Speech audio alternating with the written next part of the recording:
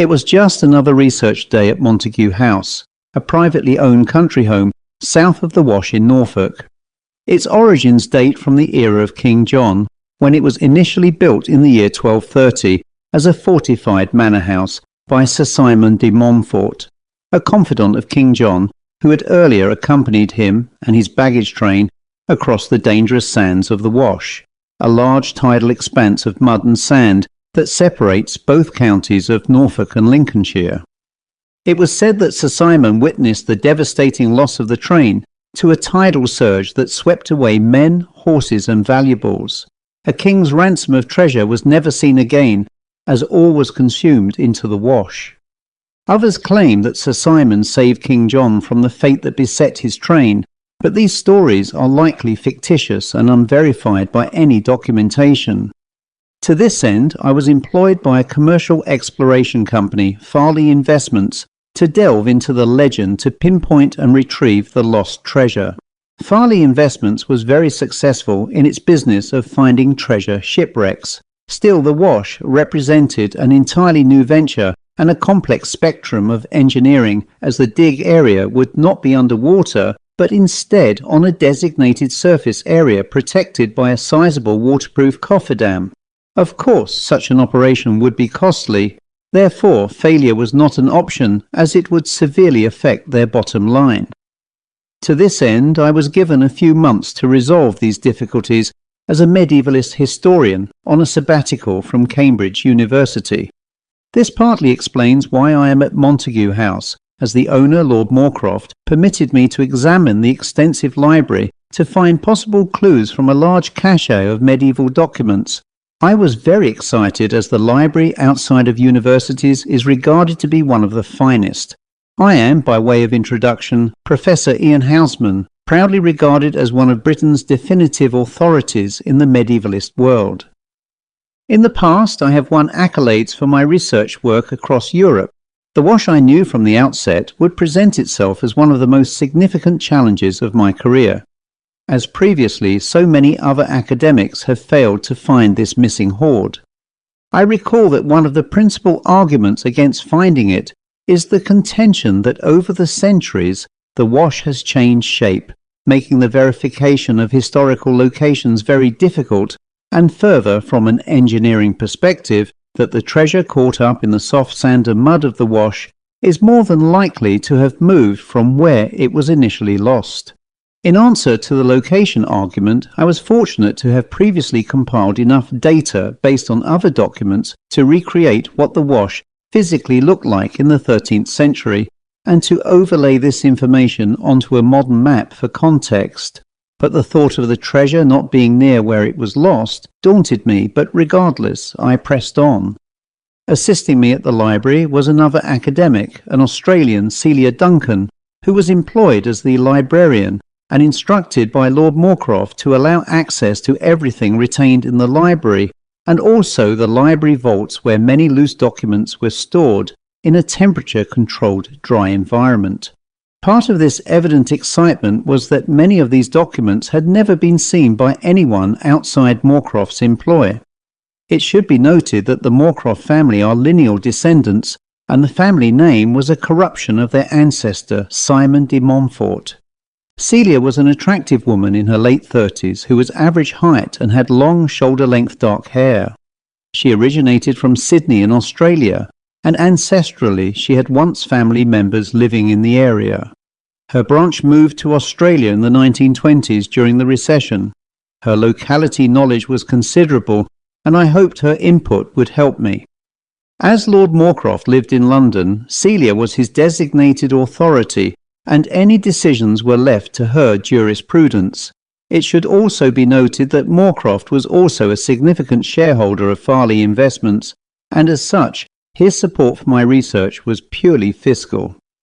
In its present incarnation, Montague House was built in the Palladian style of architecture in 1720, although the cellars were original to the 13th century. There was talk that the cellars contained a secret tunnel, but nothing material supports that notion. My interest was in the temperature-controlled document vault, which has an invaluable collection of medieval documents and manuscripts. Within that area was a smaller reading room where I spent considerable time researching these items. One document that caught my eye was written in Old English and dated from the 14th century. It referenced the legend of the royal sceptre lost in the Wash that held the power of death and life depending upon those who had it and for whatever intention. Apparently, and if you can believe this, the sceptre was why the king lost his baggage train. Unfortunately, the document does not provide further references or an explanation. I am aware that the current royal collection of crown jewels were replacements after Cromwell melted them down following the English Civil War, and King John's crown jewels were the originals lost in the Wash. The excitement of even this obscure document written by a local chronicler filled me with anticipation that I could help restore the jewels to the throne. Strangely, working alone in the quiet stillness of the cellars makes one a little hypersensitive to any noise or smell, and for a few days I have noticed something move across the document vault from the corner of my eye. It was barely imperceptible, and I sometimes blamed the bright lights and my tiredness from working such long hours researching. However, these events can happen at any time, regardless of whether or not I suffer from fatigue. There also is the occasional accompaniment of a faint but quite potent sulphurous smell, which I deduced as a drainage fault, as many pipes relating to the heating and sewerage system are also located here. But without further research, I am confident it must be the cause. But anyway. I later saw Celia in her office on the first floor, which looked like, from its size, it had once been a bedroom. This made perfect sense, as the house had 47 empty or unused bedrooms. Being very informal, Celia told me to call whenever I needed help or advice. A perfect moment presented itself to me when I saw that her door was open, and so, having tapped a cursory knock on the door, I wandered to where, at her invitation, I sat in front of her desk. Celia smiled and, putting down her pen, said, "How are you getting along with the documents, Ian? Have you found the crown jewels yet?" I smiled and replied, "Not the jewels, but a legend concerning the king's sceptre." "Really?" she responded with amazement. "Tell me more." Well, a 14th century chronicler from Lincolnshire spoke of the sceptre as the cause for the loss of the king's baggage train. According to legend, the sceptre holds the power of life and death for whoever holds it. I've never heard of that. This is the only document that references this. How about you, Celia? She looked at me with curious awe and said, "You are surely joking. I have never heard that tale and presumed the king lost everything as he left, crossing the Wash too late to avoid the sweeping tide." I agreed with her, but the tale remains that it may be true. Celia said, "Well, you've been working on this for a good week now, and I must add that I do not expect a miracle, but wonder how long you envisage working down there in the vault." I explained that there were over 300 medieval books in the library I had yet to research, and the best part of 500 documents in the vault. I didn't expect to be finished before the end of the month, barely 3 weeks away in April.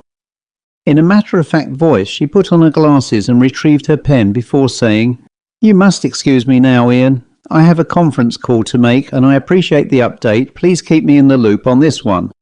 With that, I agreed and left. Of course, I didn't share the strange incidents with her. After all, I am an emeritus professor of medieval history and not some ghost hunter. And despite my reservations, I genuinely believed it would be easily and logically explainable, like the king's sceptre.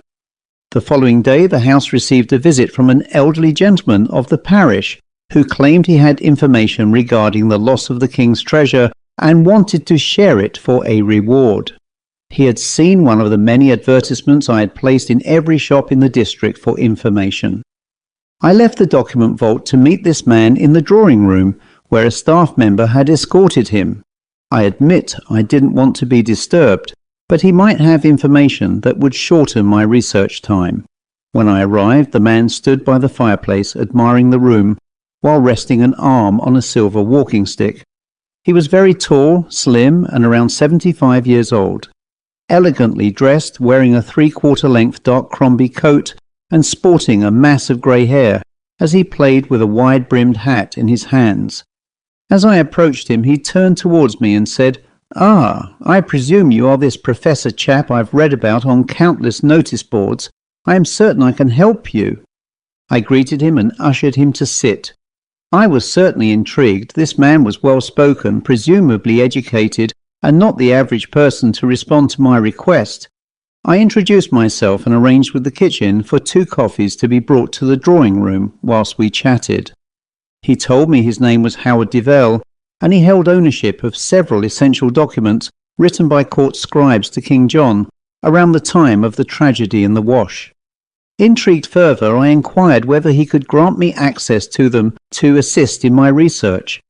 I explained why I was researching and suggested that if the documents assisted in finding the lost baggage train, there would be a significant reward based on the value of any recovered items.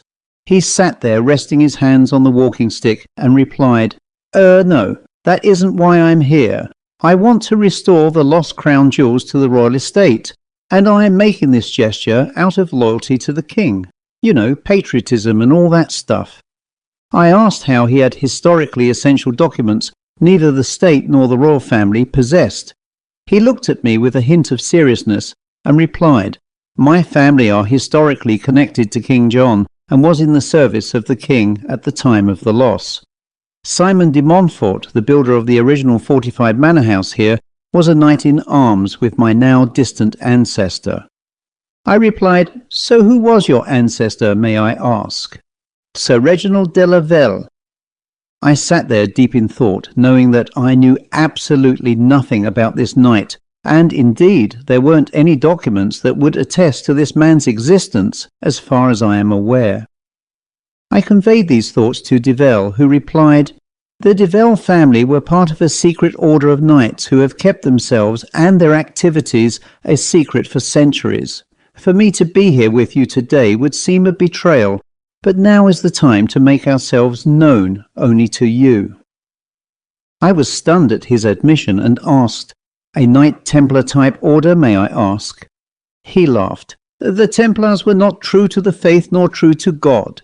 They became lazy and greedy with their acquired wealth, and that greed lost Christianity in the Holy Land. On the other hand, we have never caved to monetary desire. So please tell me the name of your order." He shook his head and grasped the walking stick in one hand, which he then flicked across into the other, and said, "The Order of St. Lazarus. The order came into being around 1119, and they grandly acquitted themselves in battle at the Siege of Acre in the Holy Land. It was a magnificent victory against Saladin by the Crusaders, with heavy losses to achieve this. The order itself was initially composed of Crusaders suffering from the disease of leprosy. Still, after the Templars were crushed, the order went into secrecy, with many former Templars joining this brother order, which in time lost its leper members." He continued, "The Lazarists of the true faith have continued without molestation for centuries. During the Siege of Acre, we took something more powerful and precious from Saladin than all of the jewels in Araby, which were regrettably lost in the Wash years later under King John." I sat there profoundly fascinated by his words, and whether it was divine interception or a hyperactive mind, I blurted out, "It wouldn't be the sceptre, would it?" His face contorted somewhat, as plainly I had hit the proverbial nail on the head, and he quickly responded, "It's not the actual sceptre. It is an item contained within the shaft, which is alien in origin. It contains a great power that we, as guardians, want to keep away from the hands and whims of humanity, as we believe it could cause great evil in this already unstable world. All I ask from you is that if we help you recover the treasure, you will allow us to remove the sceptre. There is no reward for us, other than that we can keep the world safe from itself." Having lived in the modern world for 50 years, I was dubious as anyone would be with any outrageous claim. Still, I decided that this either was an elaborate con, or indeed there was something in this treasure that threatened humanity. Despite agreeing to help Devell, I decided to withhold the manuscript describing the sceptre. After all, at this point, I had nothing but a fantastic story, and it all could be a fishing expedition by criminal opportunists to help them find the treasure for themselves. Instead, I took Devell's suggestion to meet again soon. after which he would loan me the medieval documentation in his possession, and that 2 weeks later we would meet to decide how to move further on this. If he keeps his side of the agreement, we could make meaningful progress locating the treasure, but life is never what it seems, as I soon discovered. I returned to my work in the document vault and found an interesting document written by a local monk who was a priest to the now long-gone village of East Hamlet, which disappeared following the Black Death in 1345. As an aside, the dead were buried in a giant plague pit close to where Montague House now stands, but I digress. The monk wrote about the deaths in detail and mentioned briefly administering the last rites to a delirious knight who claimed that great treasure was buried in the manor house cellar's tunnel. I naturally linked to John's treasure and researched in some detail an old plan of the cellar. But despite the rumour of a hidden tunnel, I could not find anything amiss that would have supported that claim. The vaulted cellar was built of limestone, rectangular in size and slightly larger in dimension than the more modern house built above. The plan was drawn by the architect of the present place and was dated 1721.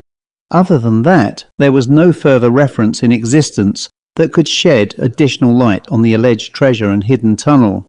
Having not moved any further with the vault's medieval documents, I sought Celia's help with an idea from recent research that could help us find this secret tunnel, and that was the use of LiDAR 3D scanning technology. When I broached Celia on the discovery of a medieval document hinting at a tunnel, she agreed in principle, subject to approval by Lord Moorcroft, who excitedly offered to supply a team via Farley's themselves, who had trained operators on their staff. A few days later, a survey team attended the house and commenced a full scan of the cellar, revealing a 100-metre tunnel hidden behind one of the bastion walls. Fortunately, the tunnel wasn't in the vicinity of the document vault. A structural engineer for the survey team stated it was safe to remove the wall to access the inside without danger to the cellar or the house above. Lord Moorcroft appointed Celia as the relics officer for any finds in the tunnel, and Moorcroft himself insisted on being present when the wall was breached. Security here was a huge issue because of the potential the tunnel may have inside, so with proper planning it was agreed that the operation would occur in 2 weeks on a Monday, subject to secrecy. In my mind, which left me uncomfortably numb over the issues here, was the simple fact that the tunnel was part of an original fortified manor complex built after the Wash incident, and if the treasure was here in the tunnel, where had it been stored previously? In the interim, I was again visited by Develle, who brought a brown leather old-fashioned flap-over attaché case, from which he produced a folder containing many photocopies of medieval manuscripts about King John and the Wash. He handed them to me and said, "I think these may help you in your quest." He added, "These are from the Orders collection. As you can appreciate, I couldn't bring over the originals, but the quality is crisp and clear and should help." I thanked him and quickly scanned my eyes through the 30-odd copied documents. Afterwards, I placed them on a table and removed my reading glasses to say, "Tell me, Mr. Develle, what are your thoughts on a possible medieval tunnel in the cellar here? Some sources have suggested that." He laughed, put down his leather case and leaned slightly forward to say in a low but quite severe voice, "My dear sir, the tunnel is more than a suggestion. You recently completed a survey which confirms this, and even more, you plan to excavate the tunnel very shortly. Is my information correct?" I was stunned into silence. "Who told you this?" he retorted. "Am I right, Professor Housman? Am I right?" I replied sheepishly, "You have some good sources because it is true, but I plan to reveal more after the wall is breached." He relaxed a little and in a much calmer voice replied, "Very well, but I can tell you that the tunnel may well be a dry store for a missing esoteric book written by Gnostics in the 8th century, which once belonged in our library." He continued, "I previously mentioned Sir Simon de Montfort, the original house builder, and, of course, the cellars here. He used the tunnel to conceal mystic artifacts taken from the Holy Land on the same crusade as the Lazarists at the Siege of Acre. He also raided our Order's headquarters, stealing the missing book and several valuable documents. De Montfort was an occultist, and I fear what else may be contained in that area. Well, ancient books and manuscripts don't concern me in this regard, as I am tasked with locating the treasure. I promise to let you know if I find your missing book." Seemingly contented with the arrangement, he left. I heard nothing further from this man and reviewed the scans he shared. I was intrigued by a letter written in the mid-1300s from Roger de la Mare to a Lazarist scribe alleging that de Montfort had secretly concealed a gold and silver shaft with mercurial powers. I was starting to suspect that the blocked tunnel was vital. The other documents listed the contents of the royal baggage train, which I had never seen before, but other than what can be described as gossip, there needed to be more. Content to conclude my inquiries, I felt more frustrated as this elusive treasure vexed me. The breaching day for the cellar wall soon came around without delay. Lord Moorcroft rarely visited the house to supervise, as he put it, the dig in his cellar. Moorcroft was a sizable, ugly brute of a man who looked more like his Norman ancestors than the hereditary peers of today. Despite his ferocious looks, he was a very polite gentleman in his early 60s and stood well over 6 feet tall.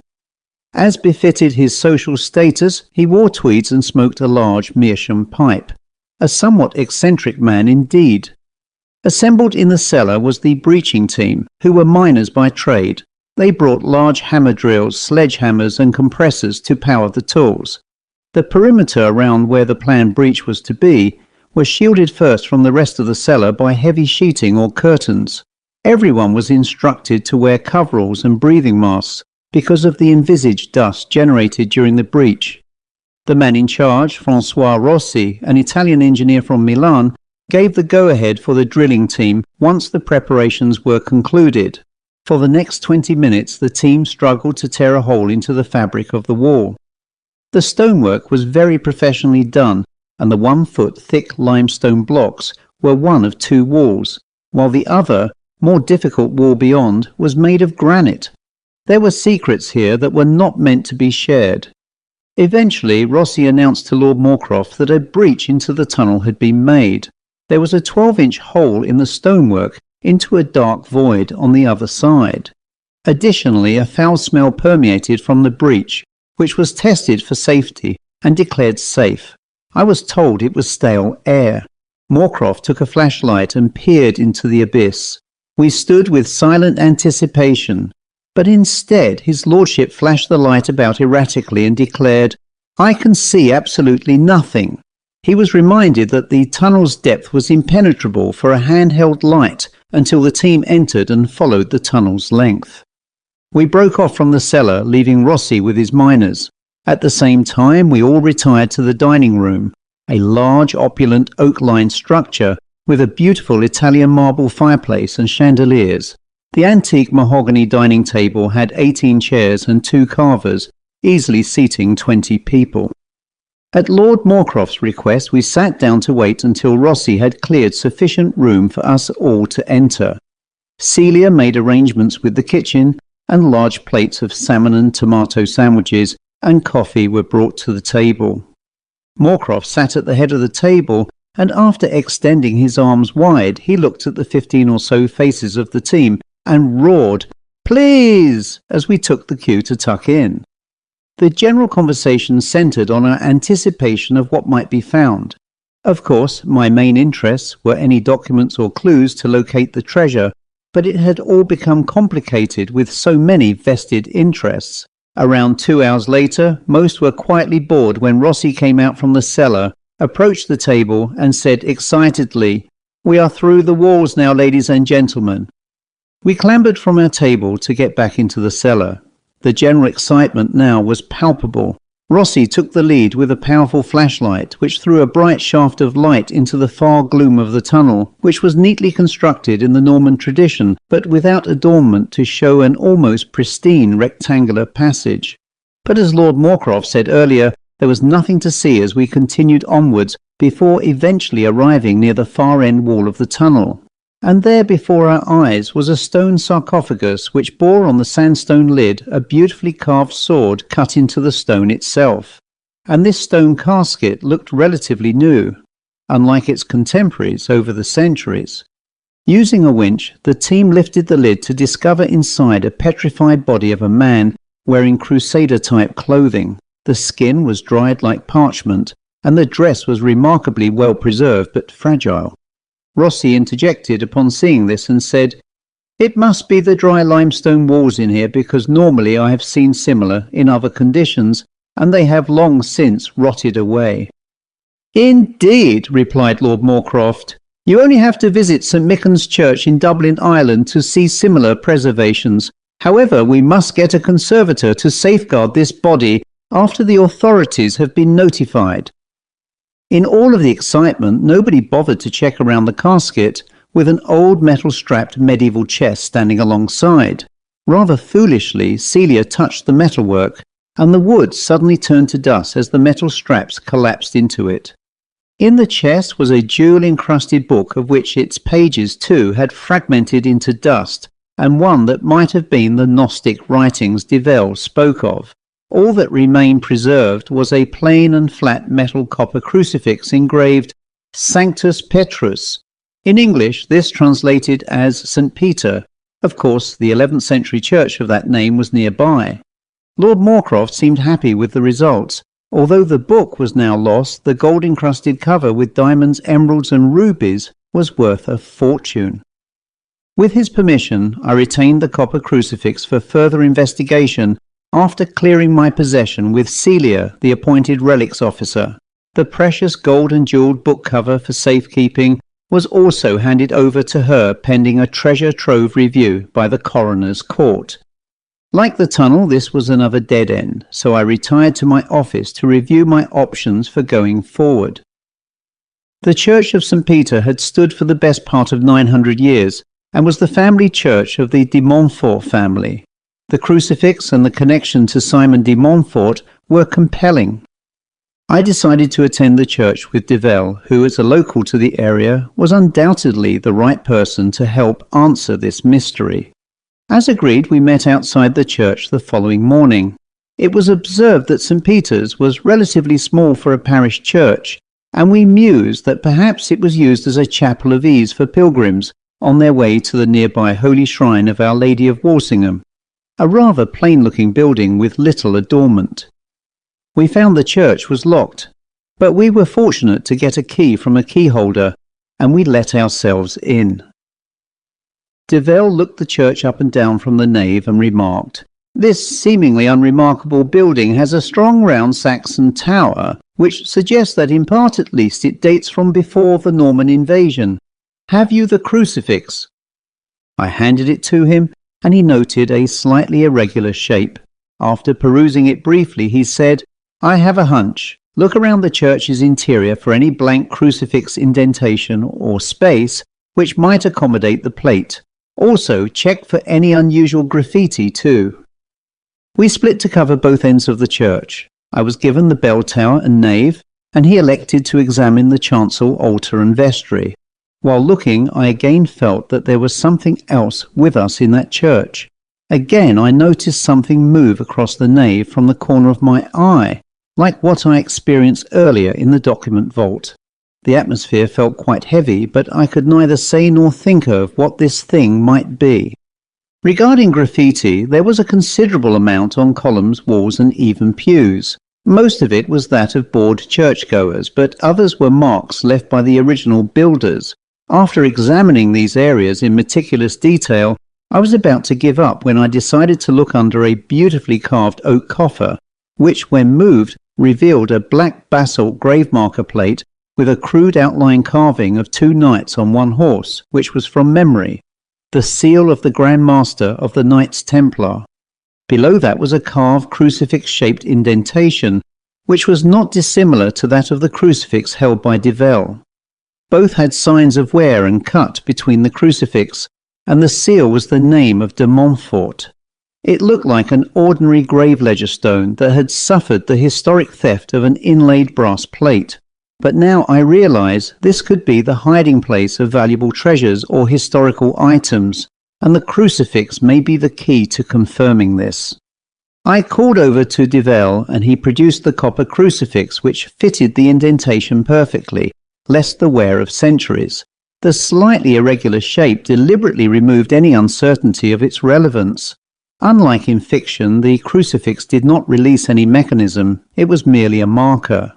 Develle went outside and returned a few minutes later with 2 crowbars and small sledgehammers. With something of an urgency, he locked the church door internally and with my help proceeded to lever up one end of the heavy plate. Below lay darkness, which under the light of my phone revealed a long rectangular granite box which upon removal appeared hermetically sealed. As you would expect, it was cumbersome, but having struggled to haul it out with ropes, it contained something that must be of significant interest. Using a sharp knife, Develle broke the seal, a wax signet of the Templars, and removed the crude cover. Inside a lead-lined box was a metal baton around 2 feet long, and it was bulbous at one end and encrusted in crudely cut diamonds and rubies. The shaft was in silver, and the rest was in gold. Develle lifted the baton into the light and said, "Can you feel the incredible energy?" Sure enough, I felt this vibrancy in my body, giving me strength after my weary labour in retrieving it. Develle passed it to me, and I felt this incredible power which had portent for good or evil. He added, "This is King John's lost sceptre. De Montfort must have stolen it somehow from the baggage train." As I was holding the sceptre, the space around me turned into a thick impenetrable mist that cleared shortly afterwards, and instead of being in the church, I was standing in what I perceived to be the Wash at low tide. I saw a long wagon train with the top part of the procession near the shore. With the colours displayed by horseback riders in medieval clothing, I am looking at the original baggage train of King John. I trembled with fear and anticipation. Just then, one of the riders, a knight and 2 soldiers on horseback, rode over to the unarmed driver of the king's baggage cart. I deduced a red flag with 3 golden lions by the colours displayed. The knight, who wore no definable colours, struck the driver with the broadsword, while the 2 soldiers dismounted and clambered aboard the cart whilst taking up the reins from the dead driver. He then instructed the rest of the train to continue while the 2 men removed a small trunk to which the knight had a key. I recognised it as the trunk found in the tunnel at Montague House. De Montfort unlocked the trunk, then removed the sceptre, and appeared to order the men to drive the cart back towards Norfolk. Other soldiers guarding the rest of the train, realising that theft was occurring, rode over with swords drawn to stop the thieves and the missing cart. At this point, matters became even stranger when de Montfort raised the sceptre to the sky, and a massive bolt of white energy struck the Wash and the entire train. With that, the knight and his men on the other cart suddenly disappeared as a wall of water struck the procession, causing men and animals to be sucked alive into the water and mud without a trace. I knew they had somehow escaped the train's demise when I suddenly found myself back in the church again. Develle clutched my arm and said, "Steady there! You looked for a moment to have slipped into a trance. You had a flashback, didn't you?" I was speechless for about a minute as my stunned senses recovered. I exclaimed, "Whoa, what was that? My God, it was incredible. I saw how King John's baggage train disappeared. You saw the train being sucked into the mud as the water came in, didn't you?" I replied, "Oh yes, and I think I saw de Montfort kill the driver of a baggage cart carrying the royal jewels and then witness the destruction of the rest of the train. It was truly epic." I think we should go to my home to talk, and there is much that I need to share with you. Before leaving, we put everything back into the hole and put the heavy plate back with the coffer on top. Nothing must arouse suspicion. Having never had the pleasure of seeing Develle's life beyond the medieval intrigued me, and so I followed him in my car to Hengeworth House, a rather attractive 19th century detached brick-fronted house, which was once, as I later discovered, a rectory. Pulling up behind his old MGB GT sports car on the driveway, we entered the house. Leaving my coat in the tiled hallway, we retired to the lounge, where an elderly housekeeper, Mrs. Irvine, went into the kitchen to prepare some tea with scones. As we sat in a rather nicely adorned lounge, with deep comfy club chairs and some delightful watercolours displayed on the walls, we relaxed and discussed my experience with the sceptre at length. Deville seemed less mysterious than before in his home environment, and I confess, I liked him. Once served with the cream teas and scones, we settled down to discuss our experiences in the church. As he preferred to be addressed now as Howard, he spoke about his ancestor, Sir Reginald de la Velle. He was an honourable man who harboured suspicions about Sir Simon de Montfort's honesty and integrity. He was also one of the rebel barons who opposed King John's disastrous wars against King Philip II of France, and he, like others, was unhappy at his refusal to honour the Magna Carta. De Montfort, by contrast, was an evil, conniving man who played loose with his loyalties. Most nobles despised him, but John thought he was a good ally, which led to a disastrous consequence. He added, "The royal sceptre is of Roman origin, and it was then a lance made of gold and silver known as the Spear of Zeus. The Roman Empire thrived until the 4th century AD here in England. Around that time, the spear disappeared from Roman ownership until it was rediscovered during the Siege of Acre. It is regarded as being unpredictable and quite dangerous in the wrong hands. After the Wash debacle, the sceptre disappeared utterly, and we now know why. I cannot understand why he had to hide it and not use its immense power on King John to seek power. He died a few months afterwards, and the rest is history." Howard's in-depth knowledge riveted me, a knowledgeable man who understood his history well. But, as I explained to him, we must still resolve what we must do with the sceptre. We cannot hand it over to the state because of its unwieldy powers, and if it should fall into the hands of criminals. Howard stopped me at this juncture and said, "You probably won't like what I am about to tell you, but Lord Moorcroft, the descendant of Sir Simon de Montfort, is trying to obtain the sceptre for a nefarious purpose. Like his ancestor, he is a dangerous man of changing loyalties and completely evil." I was shocked. I had always felt Lord Moorcroft to be a reasonable man. But no, apparently not, according to Howard. I looked at him with grave concern and said, "How do you know that? He seemed okay to me." "Looks are always deceptive, my dear Professor. Did you know that Celia is my niece?" "I didn't," I responded.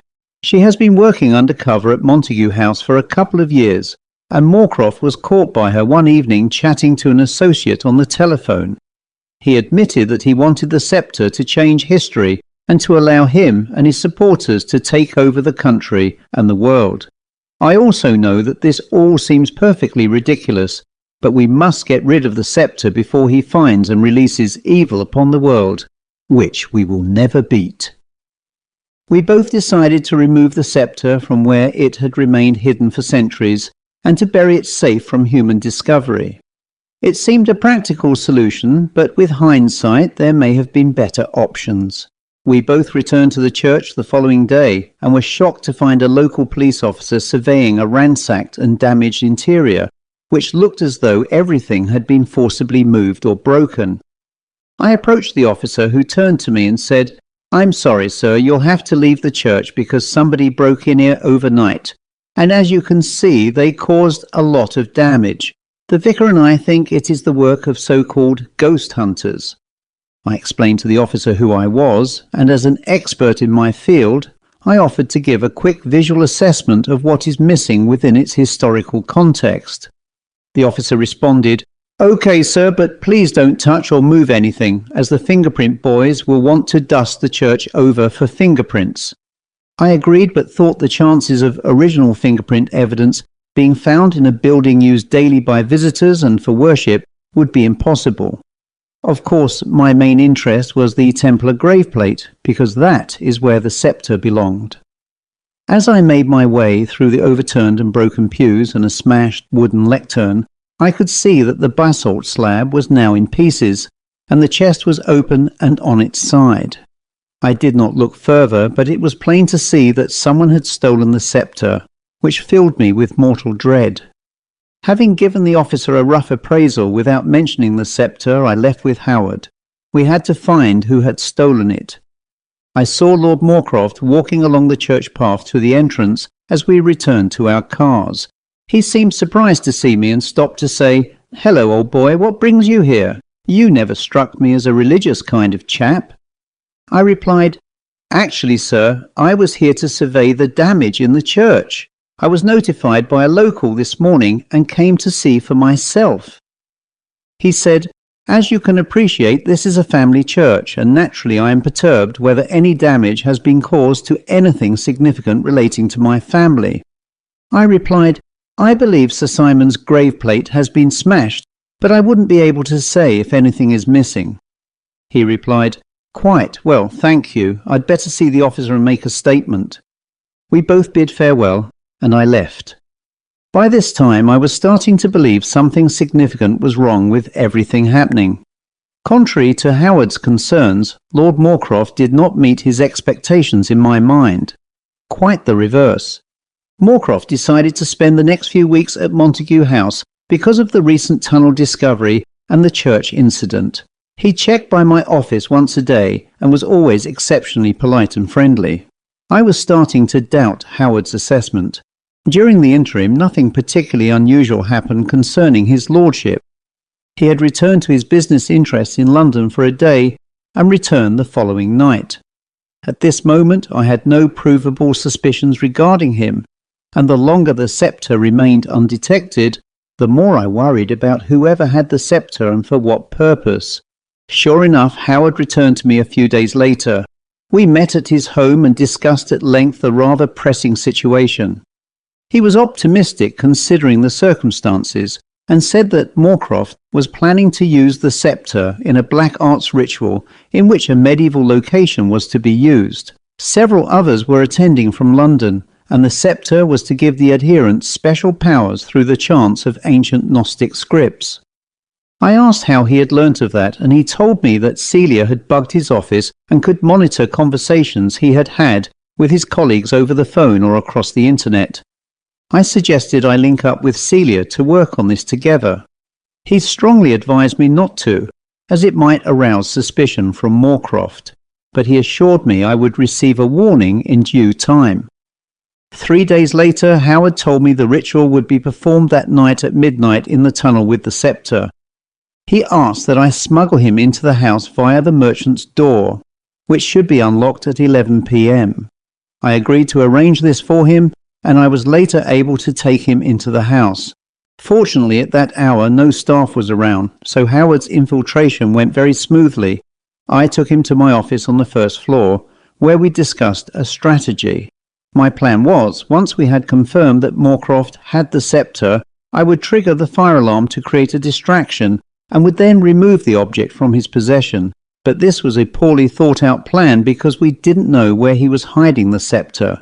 Most importantly, we had no confirmation that he had the item in his immediate possession. It was all a gamble that would play out in a manner I could not imagine. At around 11:50 p.m, Howard and I went down to the basement tunnel. Moorcroft nor indeed anyone was there, and I wondered exactly how this alleged event would play out.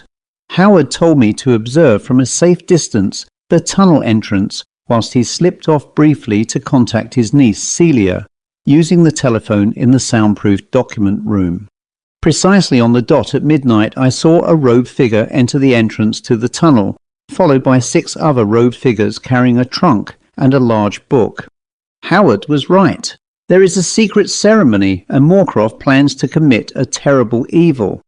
I felt a heavy hand on my shoulder as I was about to get Howard.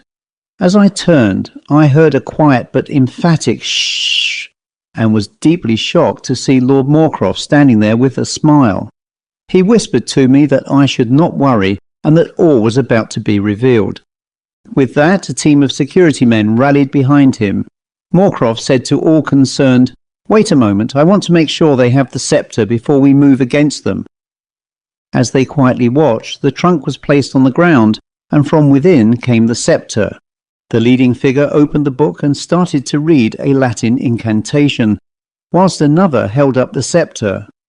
I recognized the reader's voice. It was unmistakably Howard's.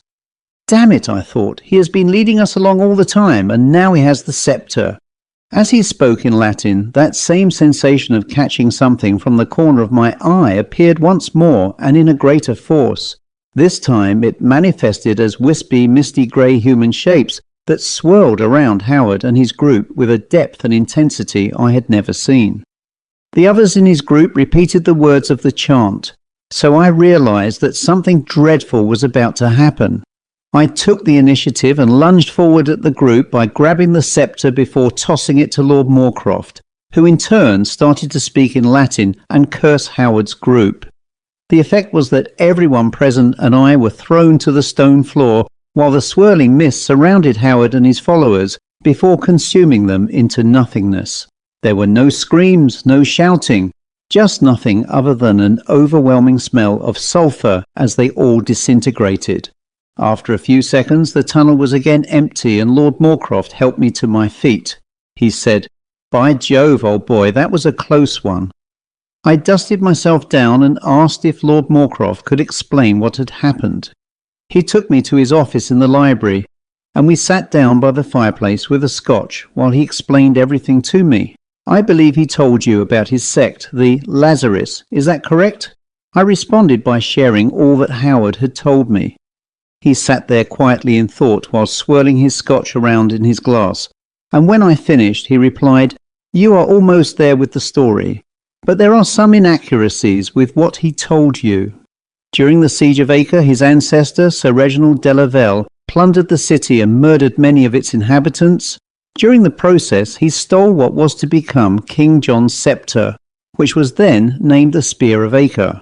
The lance contained an unknown element which seemingly conferred on the holder great powers. Fortunately, because of the pace of the siege, de la Velle didn't realise its significance when he quickly handed it over to King Richard the Lionheart of England, who visited Acre shortly after its conquest. Preferring to spend his time away from England on crusades, Richard arranged for the lance to be taken to England, which was shortened and made into the royal sceptre. I listened with fascination as he continued. De la Velle later found out its true significance, and when he heard of King John crossing the Wash, he decided to steal it and blame it on my ancestor, Sir Simon de Montfort. Worse still, de la Velle used the sceptre to destroy all evidence by making the sea destroy the baggage train. He sipped some whiskey and continued. Suffice it to say, as a result, a more potent force of knights attacked de la Velle's camp, and the sceptre was retaken and later hidden in the church. They also had a satanic book of the dead, which was believed to have originated in the Great Library of Babylon. That was also taken and hidden in a sealed-up tunnel we recently opened. They didn't want both items to remain in one place, and that I didn't know. He stopped briefly to reflect momentarily and continued. And the power of the Lazarites was broken. Their survivors over the centuries have been attempting to restore to them the sceptre, which thankfully has ended with the destruction of Howard Celia and their sycophant followers. "Tell me," I asked, "what will happen now?" He replied as a matter of fact, "The sceptre will be buried in the Wash, and sadly for you, Professor, the work to find the crown jewels and treasure will be abandoned. I employed you to find the sceptre. The original jewels are long lost, but I suspected the sceptre wasn't. I am not unhappy, as the jewelled book cover is worth at least £1 million and will be donated to the British Museum for others to enjoy. And best of all, my family name has been vindicated." I never saw Lord Moorcroft again, although he compensated me well for my troubles, and I later, after a break, returned to my work at Cambridge University. Despite all that had happened, I realized the events that played out in my life had to remain secret, because nobody would ever believe me. The end. As a writer and acknowledged antiquary on the subject of historical esoterica, I am often called privately to view rarely seen items from antiquity. I must add, from some obscurest or remotest places where these items of varied interest have slumbered quietly through the centuries. In most cases, I have bought and added these to my growing collection.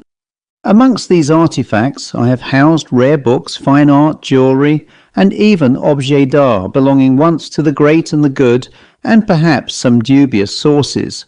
However, because of the necessity of privacy in such matters, I will leave any further discourse to myself. I live in a large, rambling 15th century timber-framed Suffolk home, which affords me considerable space to hoard my collection.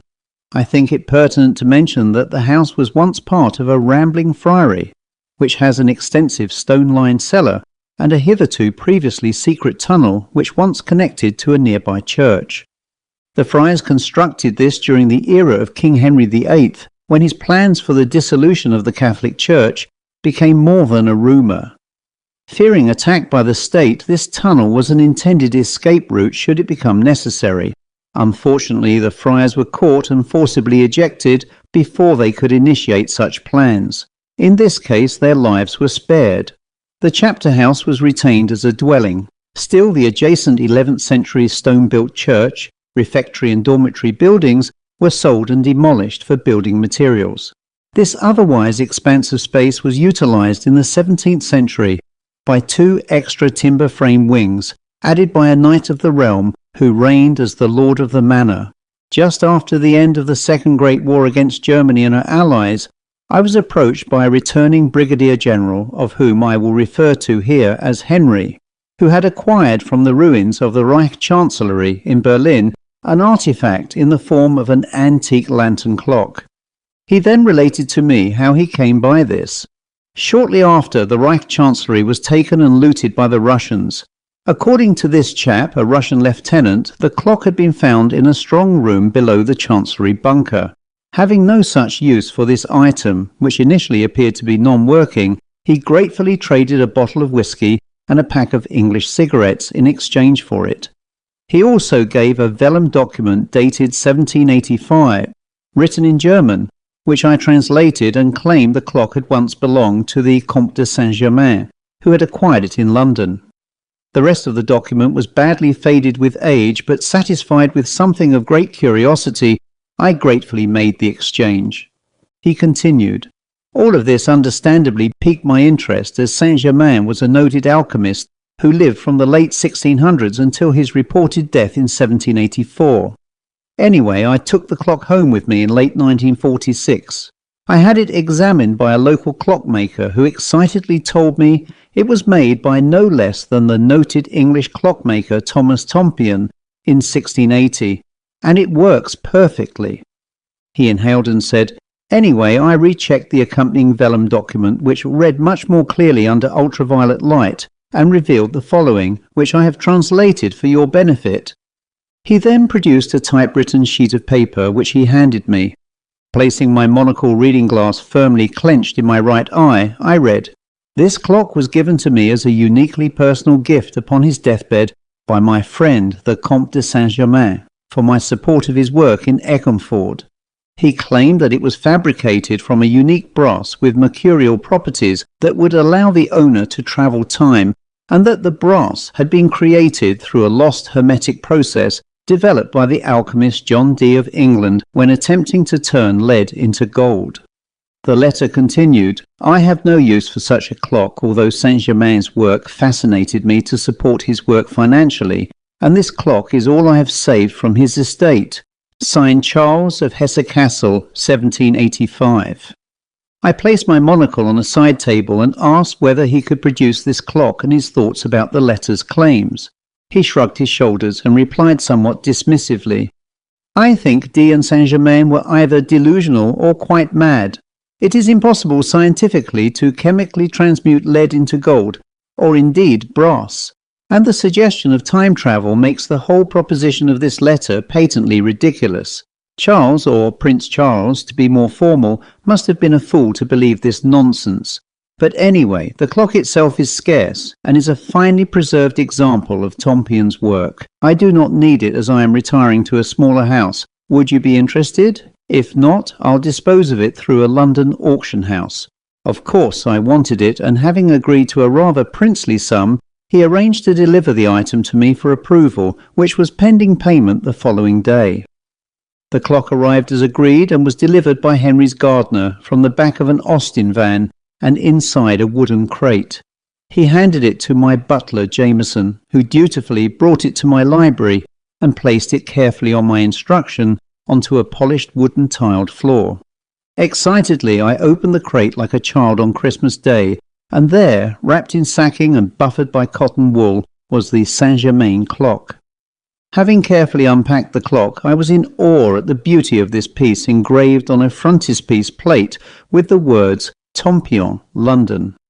As expected, the overall engraving and quality were quite exceptional, and it was indeed one of his finest pieces. But I could not find any serial number except these words engraved and hidden inside the mechanism case, Sit Dominus Caveat. Now I accept I am no Latin scholar, but translated it reads something like Let the owner beware. That day I called my contacts in the antique clock world several times. I arranged for a professional photographer to attend the library and take photographs. Should it be necessary, I could forward them by posting these images for better illustration. Having spoken to several experts on Tompion's work, none could assist or corroborate the backstory attributed to St Germain, and a verbal description could have been more helpful. Within a few days, the photos taken of the clock were posted to my contacts. None were able to add anything further that I didn't know, except that the clock was strangely marked and without a serial.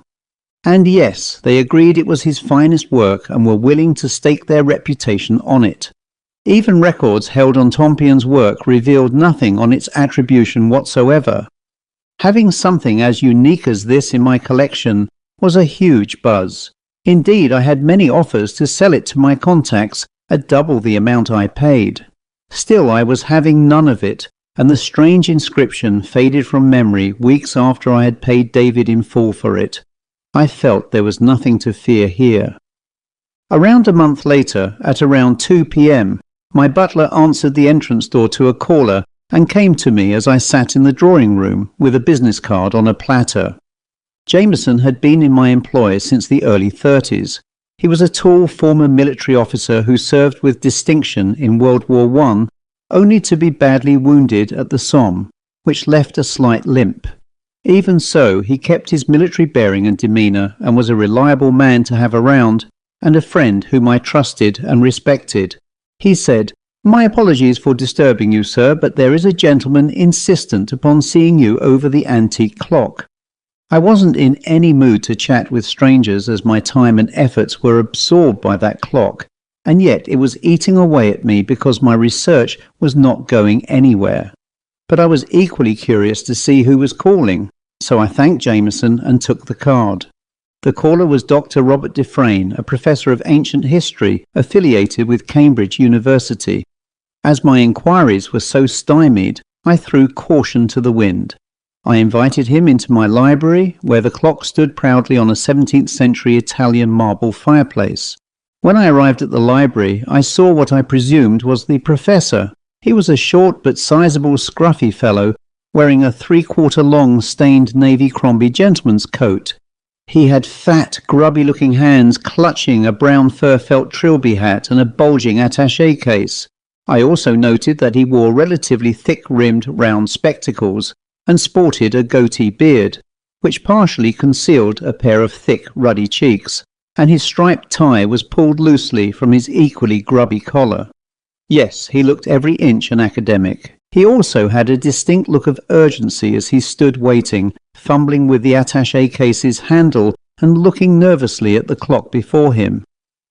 I approached him and invited him to sit with me at a mahogany reading table. Jameson instinctively pulled out a chair and beckoned him to sit. After much shuffling and placing his case on the carpet, he removed his coat and sat uncomfortably as he put his hat on the table. Jameson hung his hat and coat on a hanger in the hallway. Once settled, I asked with a smile, "How can I help you, Dr. Dufresne?" Briefly mumbling to himself, he looked at me rather anxiously and said, "It's about that clock you have. A friend who shall remain anonymous contacted me a few days ago to ask if I knew anything about it. You see, he was someone you contacted for advice, and I felt it pertinent if I call in person to speak to—" He stopped haltingly and said, "Forgive me for not properly contacting you formally by letter." I replied, "Please go on. I can see it perplexes you so." He quickly replied, "I wouldn't say I am perplexed, but certainly it is because of some concern that I travelled here at the first instance to speak to you." He solemnly said, "That clock is an embodiment of evil. You can imagine my surprise. I was taken aback by his remark and pressed him to explain himself better. Well, some 30 or so years ago I knew the owner of that clock. He was like you, a wealthy collector, and he had acquired it and a letter from the estate of Julius Mendelssohn, who had disappeared without a trace in 1914 from his home in Stockholm, Sweden. He claimed that this clock could travel time itself, and he also claimed to have travelled back to varying periods of history where he acquired great wealth and knowledge and had met St Germain himself. Before he continued, I gasped with incredulous surprise at the statements made by Dr. Dufresne. Rather excited at the prospect this clock may offer me, but equally fearful that this may be a hoax, I responded, "Now listen here, old chap. I have heard some amazing stories that accompany many purchases, but this is starting to sound quite absurd to say the very least. I thought you might have some real history to share and not this unproven fantasy. Have you any proof to back this up?" Dufresne looked coldly into my eyes and replied, "Let me continue. After my friend disappeared after owning that clock, it somehow ended up in later years in the collection of an SS officer who gifted it to Hitler in 1945. As you know, Hitler was involved in some dubious esoteric practices and more famously owned the Spear of Destiny, which allegedly pierced the side of Jesus as he hung on the cross during his crucifixion. He believed the spear would ultimately lead Germany to victory. For reasons not disclosed to my sources, Hitler ordered the clock to be locked in a strong room after being evaluated. I presume you acquired it from there. Am I correct? Starting to take his story more seriously, I relaxed and replied, "Well, more or less you are correct, except that I bought it from a third party with a letter." "May I examine that clock? I want to show you something." With my permission, he carefully brought the clock to the reading table after I placed a large and heavy book beneath it to protect the table. Having carefully placed it on top, he spent a minute or so carefully checking the exterior. Presently he exclaimed in a quiet voice, "Ah, this is it." He twisted the left rear corner bracket or foot 180 degrees, and hidden from behind the faceplate, another clock face slid upwards to reveal itself. I was amazed to see this aperture in such a compact clock. The face was gold with 13 runic symbols to denote each hour, and instead of 2 hands there was one, the hour hand. Once revealed, the main face stopped and was replaced by the exact time on the other face's hand, which continued to tick.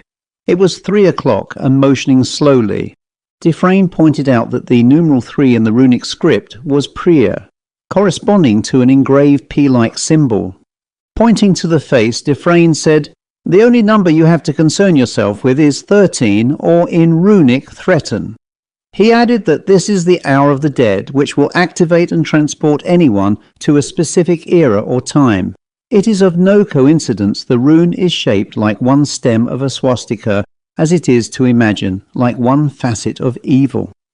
My faith in Dufresne's knowledge was absolute. Still, the fear that crept through my body like tingling streaks of electricity was a foreboding that I was stepping into some dark chasm in time and history. Before I could continue with Dufresne, Jameson entered the room with Eleanor, my housemaid. "My apologies again, sir, for the intrusion, but it is time for your afternoon tea. I have added an extra cup for Dr. Dufresne, if that suits you." I replied, "Oh, of course. Would you like a cup, doctor?" He replied disconcertingly, "That is very kind, but I neither drink tea nor coffee, but please do not stop on my account." Eleanor, an attractive woman in her late 30s with a shock of long dark hair, neatly tied in a bun, placed the tray on the table and poured a cup of tea into a Minton service teacup and saucer. As she poured, she looked at Dufresne with a knowing suspicion and, momentarily distracted by him, overfilled the cup. Realizing her clumsiness, she apologized and left the room with Jameson, who poured more tea into the other cup before leaving with the overfill in his hands. Of course, I paid no further attention to this mishap, as I wanted to press him further on this clock's alleged properties. "Well," he said, "an 18th century clocksmith built it on the exact instructions of St Germain, using metal and gold that he provided for the hidden face. These items were originally taken from the Ark of the Covenant, which disappeared in 597 BC. The Ark had imbued in it amazing powers which he harnessed and used for time travel. I learnt of this secret from Mendelssohn, who St Germain instructed. St Germain claimed he had existed in many forms and was an ascended master who acquired eternal life from the Ark itself. He paused and continued. Whether this is true or not, I do not know, but I know that using the clock to travel time physically excites the user to the point that they will eventually cease to exist. It happened to my friend Mendelssohn, and I have deduced it is de facto evil. I urge you to relinquish ownership to me so it may be disposed of. I assured Dufresne that I would not attempt to use it, and thanked him for his information and concern, but I had no intention of selling or giving over this clock into his possession. In a way, this clock was unique as it is. With its solid esoteric connections, it fitted perfectly within my collection. Dufresne's face dropped into a giant frown on hearing my decision, and he stated he had to leave now. Having thanked him for imparting the information, Jameson escorted him from the house after he turned to me and said, "I warned you, the rest is up to you." The coming days and nights left a restlessness in me. The clock, you see, would never leave my thoughts. Even in my sleep, I found myself in places I had never seen nor been, and the house acquired a horror about it as the clock seemingly sat waiting on the fireplace, anticipating my next move. Perhaps Dufresne was right, but curiosity always got the better, and I knew deep down I had to find out. One morning, while Eleanor was serving breakfast in the dining room, she asked whether she could speak to me briefly about Dr. Dufresne. Recalling her last interaction with him, I put down the morning newspaper and replied reassuringly, "Please, Eleanor, I'm interested. Do you know him?" She sat beside me at my invitation and, almost sighing, said, "My home country is Romania. It is an old place full of many myths, legends and stories. My people hold many of these to be true, but I am, as you say, open-minded on such matters. But I am sure I have seen this man in Bucharest during World War II. She hesitated before continuing. He was in the German army as an attaché to the German embassy there. I believe he was an SS officer. I inquired, "How on earth do you know this? His English is impeccable." Elena looked briefly down at her hands before staring back at me to reply. "I worked in that embassy as a translator for the Germans, and I saw this man daily from 1943 to 1944, and the weirdest thing is that he looks the same age, and that was 10 years ago. Perhaps I am wrong, or maybe he has good genes, but the Russians killed him from memory in 1944. You see, I had to flee Romania at that time because the Russians would have treated me as a collaborator. I am not a Nazi, but the Germans were the allies of the Antonescu regime, and my employment by the Germans put food on my family table." Almost tearful, I consoled her and asked, "Is that why you now live here?" She replied, "Yes, and I am afraid to return as the Russians still occupy Romania." I assured her she was safe in my employ and asked, "Can you recall his name? I mean to say, if he was an SS officer and now here in England, he must be using an alias."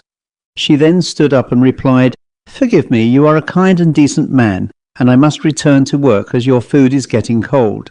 I believe his name and title were Sturmbannführer von Kaisinger. He was a cultural attaché working with the Romanian government on an archaeological project. I honestly know nothing further about this man, but I felt I should warn you." I was very grateful and assured her that what she shared was in the strictest of confidence. She seemed relieved, smiled reassuringly, and left the room. After breakfast, I pondered the developments Elena had raised. I rang an old school contact in Whitehall, London, who had access to records held in the National Archives. He rang back 2 days later, having retrieved some information which he related thus. "There appears to be an anomaly with this one. Records state he was killed in action during the Russian invasion of Bucharest in 1944. He was an officer commanding a detachment of SS troops from the Ukrainian Galician Division. His body, though, was never recovered." Yet another snippet of information gleaned from prisoners taken from Hitler's bunker in May 1945 states that he disappeared shortly after Hitler's suicide and had spent the last hours with him in secret. Of course, at this stage we cannot confirm that Hitler is dead, because we have no body or tangible proof, and indeed no trace of von Keysinger, except to say that he reportedly hailed from Düsseldorf in Germany. Having requested the address from that city, I thanked him for his cooperation, which created more questions than answers. Over the next few weeks, I engaged the services of a reputable London private investigator named Wilfred Jones, an ex-detective with the Metropolitan Police. All the information I had to share was a visual description of the mysterious Dr. Dufresne, plus the scant information on his business card. Jones dutifully reported a few weeks later that the address details on the card and the telephone number related to Bloomsbury in London were false, and Cambridge University had no record of him whatsoever. Also, I engaged a firm of Düsseldorf detectives in Germany to trace whatever happened to von Keysinger. However, his confirmed pre-war address in that city had long since disappeared under wartime rubble, and former neighbours who still lived there had never heard of him. They even attempted to trace a birth certificate, and again there wasn't any record of him, whether alive or dead. It was almost like von Keysinger never existed. Whoever he was, I was satisfied he wasn't born with either of the two possible names given. The clock was the only tangible item I had, and I concluded that the clock might be the only clue in solving this riddle. I mentioned earlier that the house felt uncomfortably ugly in a way that I couldn't quite put my finger on. Life went on as usual for all intents and purposes, but it felt cold and dead from the library where the clock stood, almost like a clock was a headstone on a grave, and I fearfully contemplated for whom. Over the next few weeks, nothing more was heard about Dufresne, von Keysinger, or anything relating to that clock. The library now had an incredibly depressing and colder aura to the degree that the room felt like a freezer. I spent very little time there and avoided it if I could. At night, staff complained of hearing movement inside that room, and on one occasion they were sure somebody was walking in there. But nothing, absolutely nothing, was found during the investigation. Elena, my maid, also complained about the room's atmosphere, as it was her duty to clean and dust. Therefore, I decided to make the library off-limits to everyone, as I feared what might happen next. It was like a brooding monster sitting in that room, waiting patiently to pounce. There was something evil about that clock, but its allure was slowly sucking me in. I, therefore, hatched a plan. Within my esoteric collection, I had an ancient Egyptian Middle Kingdom amulet engraved with the Eye of Horus. I figured not unreasonably that Ark of the Covenant and Horus were in period with each other, and that the symbology of the amulet's powers would protect me from any evil, whether imagined or real. Yes, I was clutching at straws. Within this plan I engaged my faithful butler Jameson, who was prepared to help me if I should enact the 13th hour on the clock. He would hold a rope tied to me that could be utilized in such a manner to pull me from the presumed generated void that I will enter by yanking the cord hard to effect my extraction from whatever I may face. It was not perfect and rather foolhardy, but I knew from a deep gnawing sensation in my gut that this was the only way, and perhaps I subconsciously wanted to do this. I gave Eleanor and my other domestic staff the evening off the following night. At the same time, Jameson and I prepared the clock and the equipment I felt might be necessary to engage whatever lies ahead. For this, I wore the amulet of Horus on my right arm for self-protection and equipped myself with a loaded Webley revolver and a flashlight. I also carried sufficient spare rounds of ammunition and a small Bible, and as an afterthought, a small flask of holy water. All of the above was held in a canvas holdall I would carry. I didn't know what I was about to expect. Some may feel I was acting rather hasty and extreme. The clock was prepared by following Dufresne's guidance. Once the hidden face was exposed, it was placed on top of a large and relatively stable mahogany plant stand. The hour was midnight, and we had 1 hour to wait. The minutes passed with an increasing tenseness, which felt heavier for each minute the heavy hand moved slowly towards the 13th hour of the clock. I had carefully prepared for this event so momentous that I could barely contain the fear and the excitement of what may happen. Jameson, too, felt tense, but as a loyal friend and companion, he remained stoical and positive in what would be a moment of truth. In what seemed like moments, the hour very soon became upon me. Jameson carried out some last-minute tests to ensure my safety harness was tethered securely to a rope he wound around his waist, leaving some 20 feet of rope neatly lying in a coil on the floor as I moved towards the face of the clock. On my instructions, he tied an additional rope around his waist, which was firmly anchored to a wrought iron library step, in case he, too, would be pulled into what I presumed would be a void. The salient truth was, of course, we didn't know what to expect, and in all actuality I was starting to get cold feet. The moment soon arrived, and I heard a loud clanging sound from the clock, which struck what seemed to be a loud bell which... Nothing!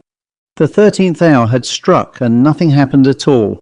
I turned to Jameson, but he was not to be seen, and the rope tied to him remained from me, slack and empty on the floor. Just as I thought it was all a hoax and that Jameson somehow decided to opt out, I heard a voice. It was that of Dufresne. I looked across the gloom of the library. I saw not Dufresne, but a man dressed replete in 18th century costume, who wore a powdered wig, a white frilled shirt, a 3/4 length yellow overjacket with a light blue waistcoat underneath. He had matching blue breeches, light-coloured socks, and leather court shoes, the very image of a dandy. He rested with one hand on a silver-topped walking cane, with his other hand outstretched to the side, and then proceeded to bow. After bowing and smiling, he erected his body and said, "Pleased to make your acquaintance again, dear sir. You are not in your library, but in a facsimile world of my creation." "And where would that be?" I retorted. "Why, sir, you are in one facet of my multiverse stretching through time and across many geographies. I exist in many periods, and as a multitude of persons, and here I am as the Comte de St Germain, and it is as he that I built my device for which you are now here." "Am I dead?" I replied fearfully. He continued, "Like me, you are neither dead nor are you alive. You exist within a fold in time, and you are my guest. Your body remains frozen in time at the moment you join me. You could be here 100 years, but should you be returned, it will be nothing more than a millisecond that has passed." "So, who or what are you?" I inquired. He laughed. "Well, in your world, as in many others, I exist as a solid corporeal entity, and that is to say, being within the body of living hosts. So what are you?" "I have always existed, that I know, but should I never have another host, I will be as I am now, as a spiritual or ghostly entity who has walked in the realm of the dead. And yes, there are many here like me." "And I can presume that the body of Dufresne is that of someone you have taken?" "Why," he smiled, "of course, yes, and you volunteered to be next." I shuddered and retorted, "How did I do that?" "People that enter my world do so after being warned not to operate the 13th hour face. The clock is evil because I am the essence of that evil, but sometimes the opposite is a force for good. And you ignored my corporeal warnings, yet you came willingly into my realm. So you have surrendered yourself to me for all intent and purpose." He continued, "Hitler, for example, was a delicious evil I wanted purely as energy to recharge the clock. His body was never found, and should you have discovered the secret of the clock, you would have found no discernible mechanism. He and others have willingly donated their souls and absorbed flesh, allowing me to exist. Hitler wanted an easy escape from his bunker, and I provided the solution he readily took. Others, such as yourself, are host bodies. I will continue as you with your mind processes and history firmly intact to allow me to exist in this time until I find another host. With me, your body will never age.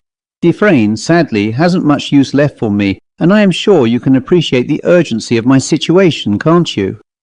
In return, I have a superior knowledge of history and a litany of skills and attributes that I have occasionally endowed with your kind and have gifted to others, so the exchange is sometimes beneficial.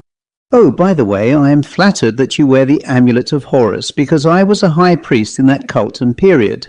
Not quite as you thought, eh?" He finished matter-of-factly and said, "Anyway, there is nothing you can do, and now I need to return as you." I realized the pistol would have no impact, but I guessed that despite the apparent slack rope, I was still tethered to Jameson in my own time, and so I pulled incredibly hard as he walked towards me, and I fell back over. Lying on the floor, I saw Jameson looking very concerned. "You were pulling the rope, yet you were still in the room, sir. Regardless, I pulled back as instructed, and here you are.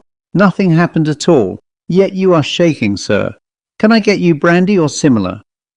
Relieved, I smiled and asked that he assist me quickly to my feet, at which point we retreated to a safe distance back from the clock, where I fired the entire chamber from my pistol into the case. As each bullet struck it, a shaft of white light beamed from the apertures, and in all 6 shafts of light appeared, each shining a multitude of ethereal human faces in white ghostly forms, which thickened into a heavy mist that took on the appearance of numerous human forms, including that of the Comte de St Germain. The shrieking and the accompanying voices amplified so much that I could no longer stand the sounds. At that moment the clock and its unearthly parade shrunk into a small white hole and disappeared for good. It was over. I remembered no more. Just after the end of the Second Great War against Germany and her allies, I was approached by a retired brigadier general, of whom I will refer to here as Henry, who had acquired from the ruins of the Reich Chancellor in Berlin an artifact in the form of a strange wooden-cased mantel clock. The end. It was, as I recall, a telephone call received by my secretary that instigated my visit to Bryony House, near the town of Fakenham in Norfolk. As a valuer and auctioneer of high-quality antiques and objets d'art, I own Richard Johnson & Co., a company I built in my name from nothing, and Bryony House promised the opportunity of having access to items of great or historic value, which, according to local gossip, have not seen the light of day for many years. The last occupier, Miss Douthwaite, died 2 years earlier at the age of 100, and since then the house has remained locked and shuttered whilst her solicitors act as trustees for the estate. As such, my role was to appraise all the antiques and furnishings there, and to provide the solicitors with a full inventory of these goods for eventual disposal at auction. According to the late Miss Douthwaite, all monies would be given to charity, as there was no heir. Bryony House, as it transpired, was a large 17th century timber-frame property located in the Broadland district of Norfolk. It stood rather imperiously on a mound surrounded by its moat, which testified to the fact that the site dated to earlier medieval times, with a remaining stone drawbridge gatehouse as a solitary relic to more troubled eras. To get to the estate, one had to negotiate a series of winding bends on a 2-mile-long private road, which at times was deeply rutted and flooded by rainwater. It didn't help much that this was a cold and dark February day, and was only made more interesting by the temptation what lay ahead inside the house amid the prevailing winter gloom. Eventually I arrived at the property. Greeting me from inside a scallop-shelled pedimented Georgian porch was a very grubby-looking Mr. Chambers, the groundsman, a rather stout-looking man in his 60s, who sported a grey-streaked dark brown beard and a mass of curly and unkempt hair. Unsmiling, he handed me a large bunch of keys, which he pushed into my hand and said in a thick Norfolk accent, "Good luck with that." His offhand remark prompted me to ask, "Why would I need good luck? I'm only here to appraise the contents of the house. You know she's still about here, don't you?" "Who on earth, my man, are you referring to?" he snapped. "Miss Douthwaite, that's who. I've seen her twice from inside the house, staring out from her bedroom onto the rear lawn. She looked real to me and stood for a few minutes as though she was waiting for someone or something." As ridiculous as his account struck me, I could see from his sweaty perspiration that he was genuinely fearful and plainly believed he was telling the truth. I told Chambers that I would be attending the house for the next few days in order to carry out a full appraisal, and that eventually a team of staff would be attending to arrange viewings and the eventual sale of the contents by auction. I also advised him that if there were any queries he could either contact my office or the solicitors handling the estate on behalf of the late Miss Douthwaite. "Whatever," he grunted.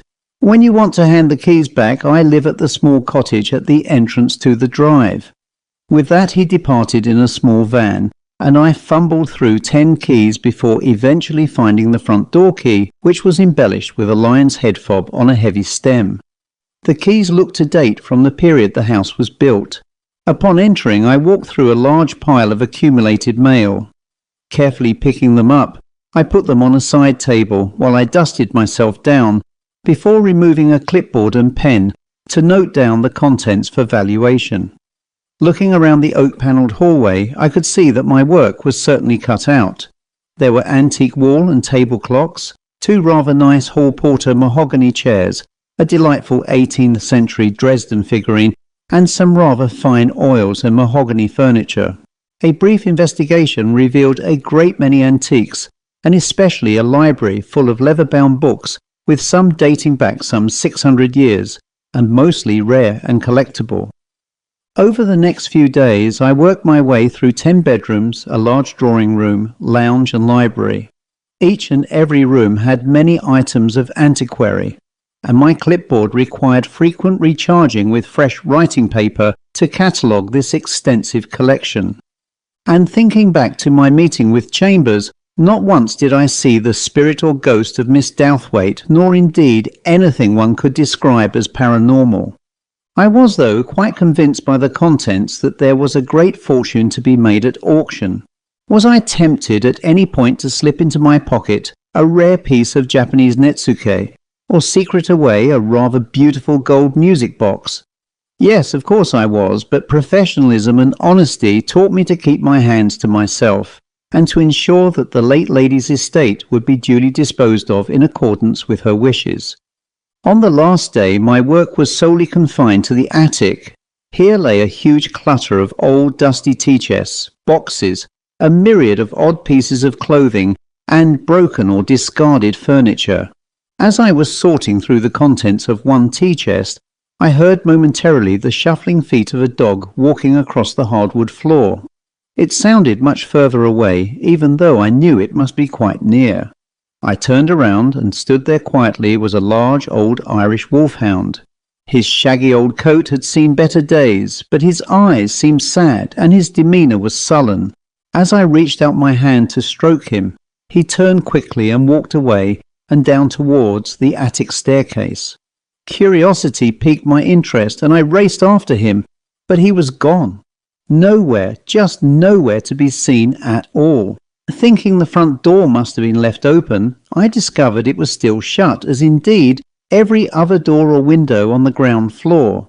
There was no basement or cellar to worry about, as the property stood close to a floodplain. I was certainly confused and, dare I say it, a little nervous. Having returned to the attic, I recommenced an examination of the contents of the tea chest when I came across an old turn-of-the-century photograph of a young woman and a dog. Strangely, the depiction showed that of an Irish wolfhound, which chillingly fascinated me. On the reverse was written in pencil, "Helena and her faithful friend Paddy, 1906. I mused that this photograph was over 80 years old, and yet that dog was uncannily similar to the one I had seen in the attic. Finding nothing further here of any value or interest, I returned to the library with the photo in hand, which I placed on a reading desk while I sat and pondered. The most obvious thought was who was the lady in the photograph, and the unlikely notion of whether the dog I had seen was a familial descendant of it. However, time was pressing, and I paid no further interest as it was now getting dark, and for obvious reasons the thought of being here at night made me feel rather unsettled. I packed my notes in my case and left, but decided to call at Chambers' cottage on the way out.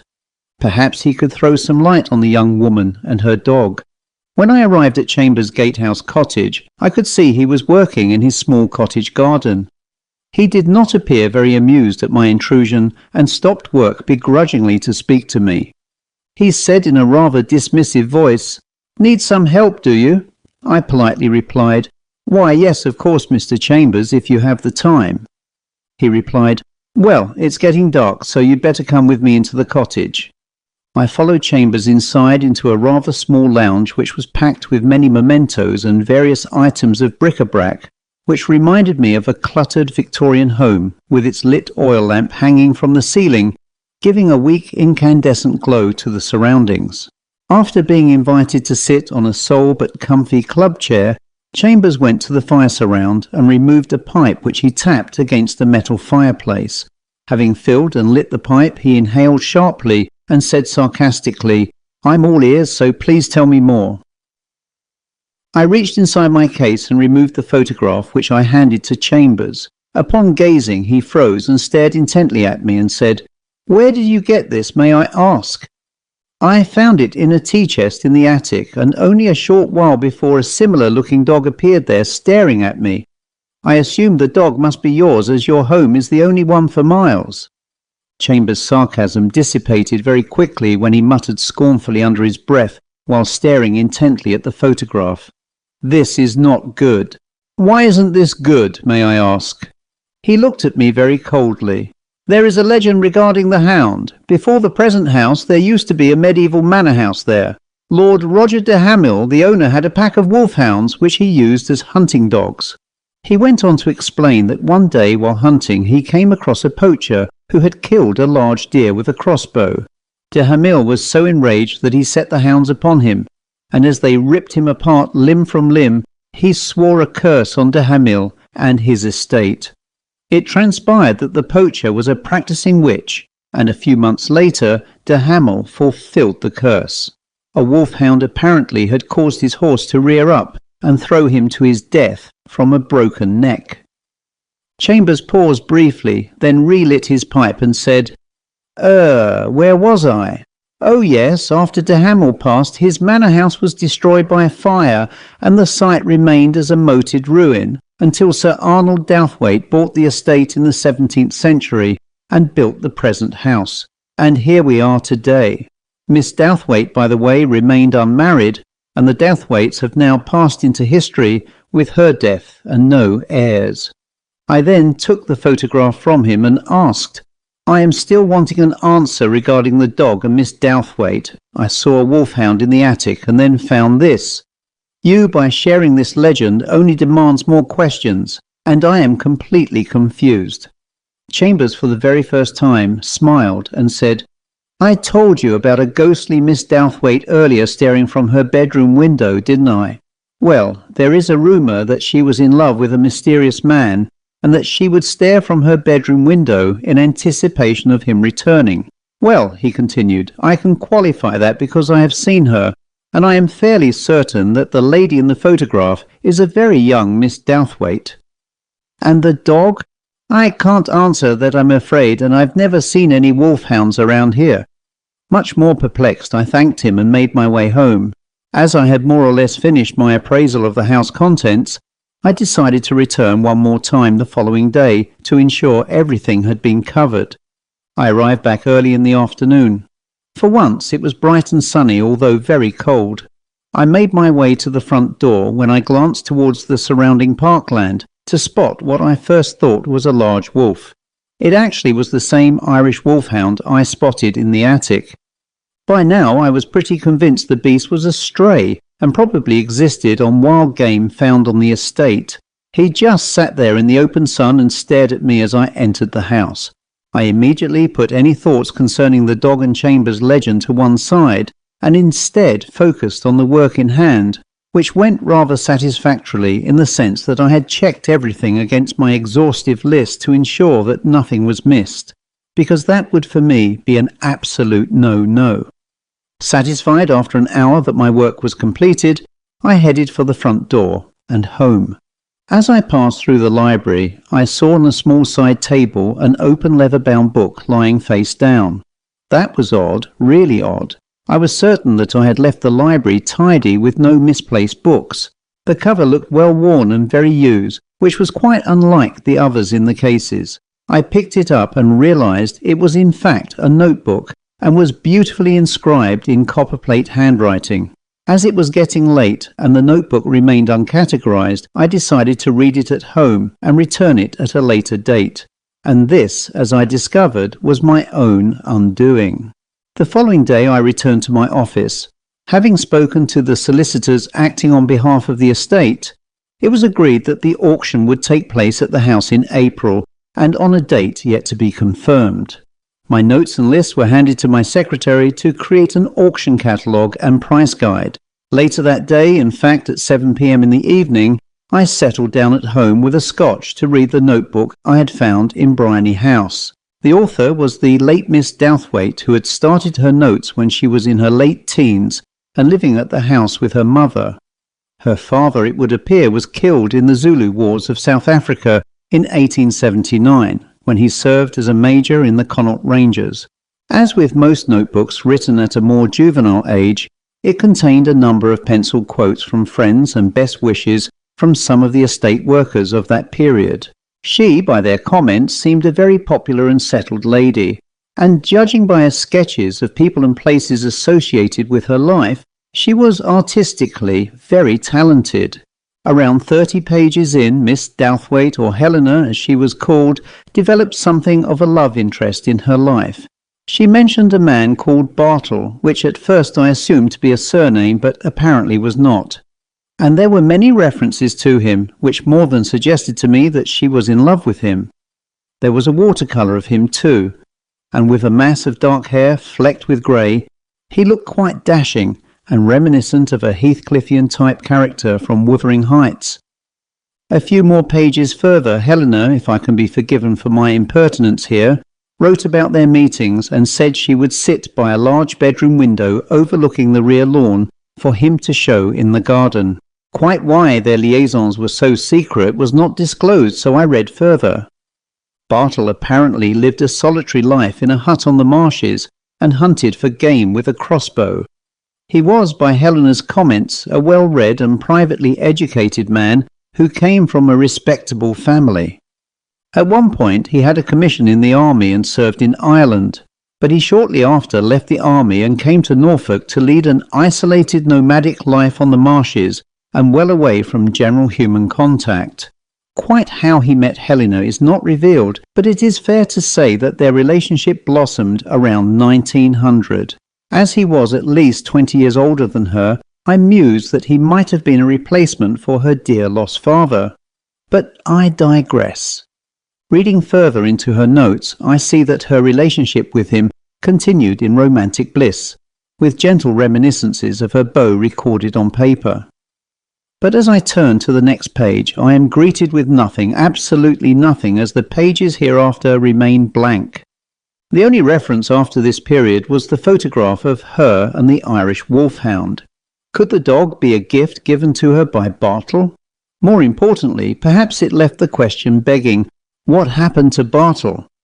I returned the notebook to the house and left it with a lot of journals in the library, with the photograph enclosed between the pages.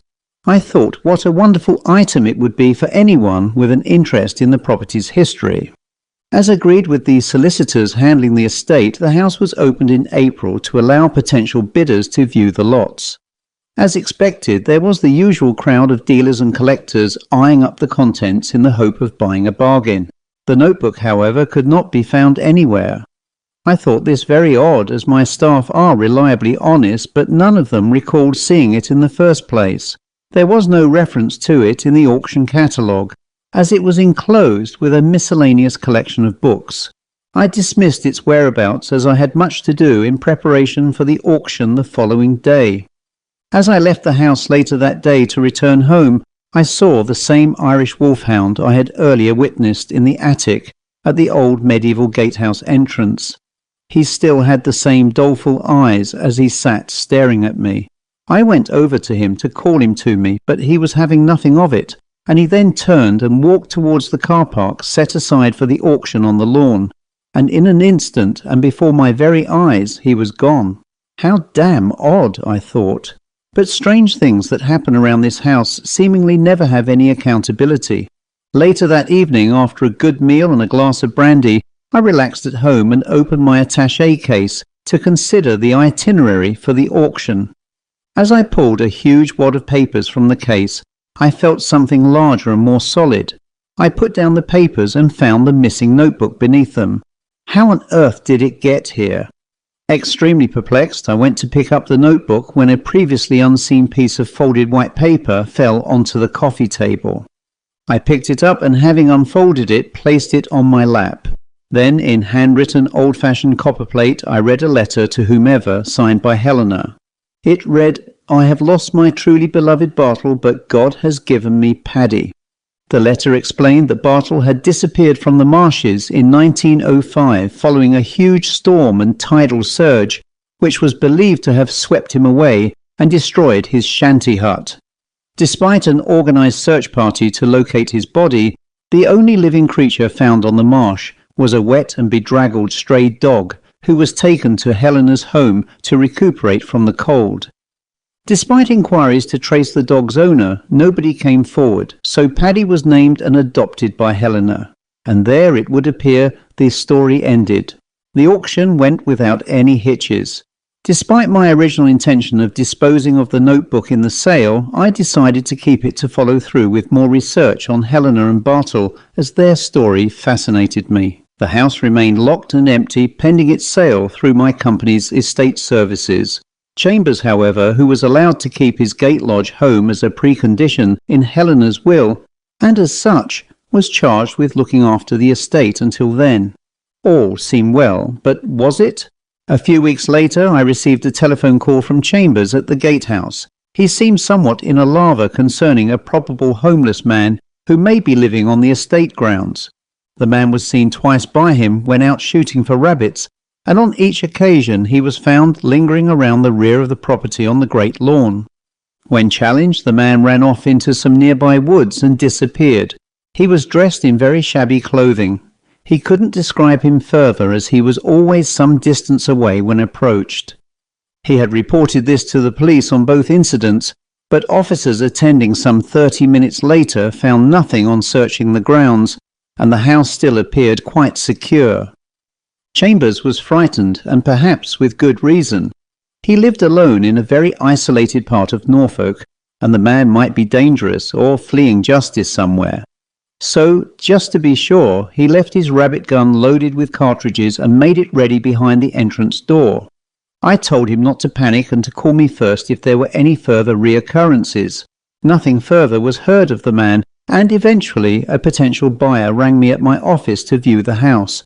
Bearing in mind my earlier conversations with Chambers, I decided it would be prudent if I conducted the viewing. Arriving on a pleasant spring morning, I parked in front of the gatehouse and waited for my 10 a.m. appointment with Mr. Bohannon. As is so often nowadays with people, Mr. Bohannon didn't show up, so I decided to give him another 30 minutes before returning to my office. While waiting, I decided to go for a stroll around the grounds. In case Mr. Bohannon arrived during my absence, I left a note attached to my windscreen that I would return shortly. As I entered the rear of the house and onto the great lawn, I saw standing on the lawn the Irish wolfhound dog I had observed previously, which looked strikingly similar to Helena's dog Paddy. The animal stared briefly at the house and then sat down to stare instead at me. Despite the obvious spookiness of all of this, it was happening on a bright sunlit day. I called to the dog, but he ignored me and ran instead into the woods surrounding the lawn. I followed in pursuit, but the animal once more disappeared. Realizing that my 30 minutes away from the car was ending, I returned to the vehicle to find Mr. Bohannon waiting patiently by my car. In fact, he was leaning his back casually against the wing. As I waved and approached him, I could see that this man was very well dressed in a three-piece dark blue suit. He had a mass of dark wavy hair with grey flashes on both sides. He was aged around the mid-40s and was quite tall and slim. He very much looked quite a dashing figure of a man. He stretched out his right arm and smiled as he shook my hand. With a soft, lilting Irish accent, he said, "I am very pleased to make your acquaintance, and before I say more, I must apologise for my delay in getting here today." Having assured him that there was nothing to apologise for, we entered the house. As we were wandering from room to room, he frequently commented about the house's history and its former owner, Helena Douthwaite. I was quite taken aback and asked how he knew so much. He responded by telling me that his grandfather used to know Helena and that when he saw the house was for sale, he was tempted to buy it. After an hour of his company, he left. He told me that he would seriously consider buying the house, and if so, he would get back to me. I never heard further from him and assumed he had lost interest. The house was eventually sold to a wealthy couple as a weekend retreat, and there I thought matters had ended, or so I had thought. In August of that year, I took a short break from work and stayed at a friend's cottage in medieval Kersey, Suffolk. Kersey is a small village trapped in time and is well known for its relative peace and tranquillity as it lies in a valley well away from any main road.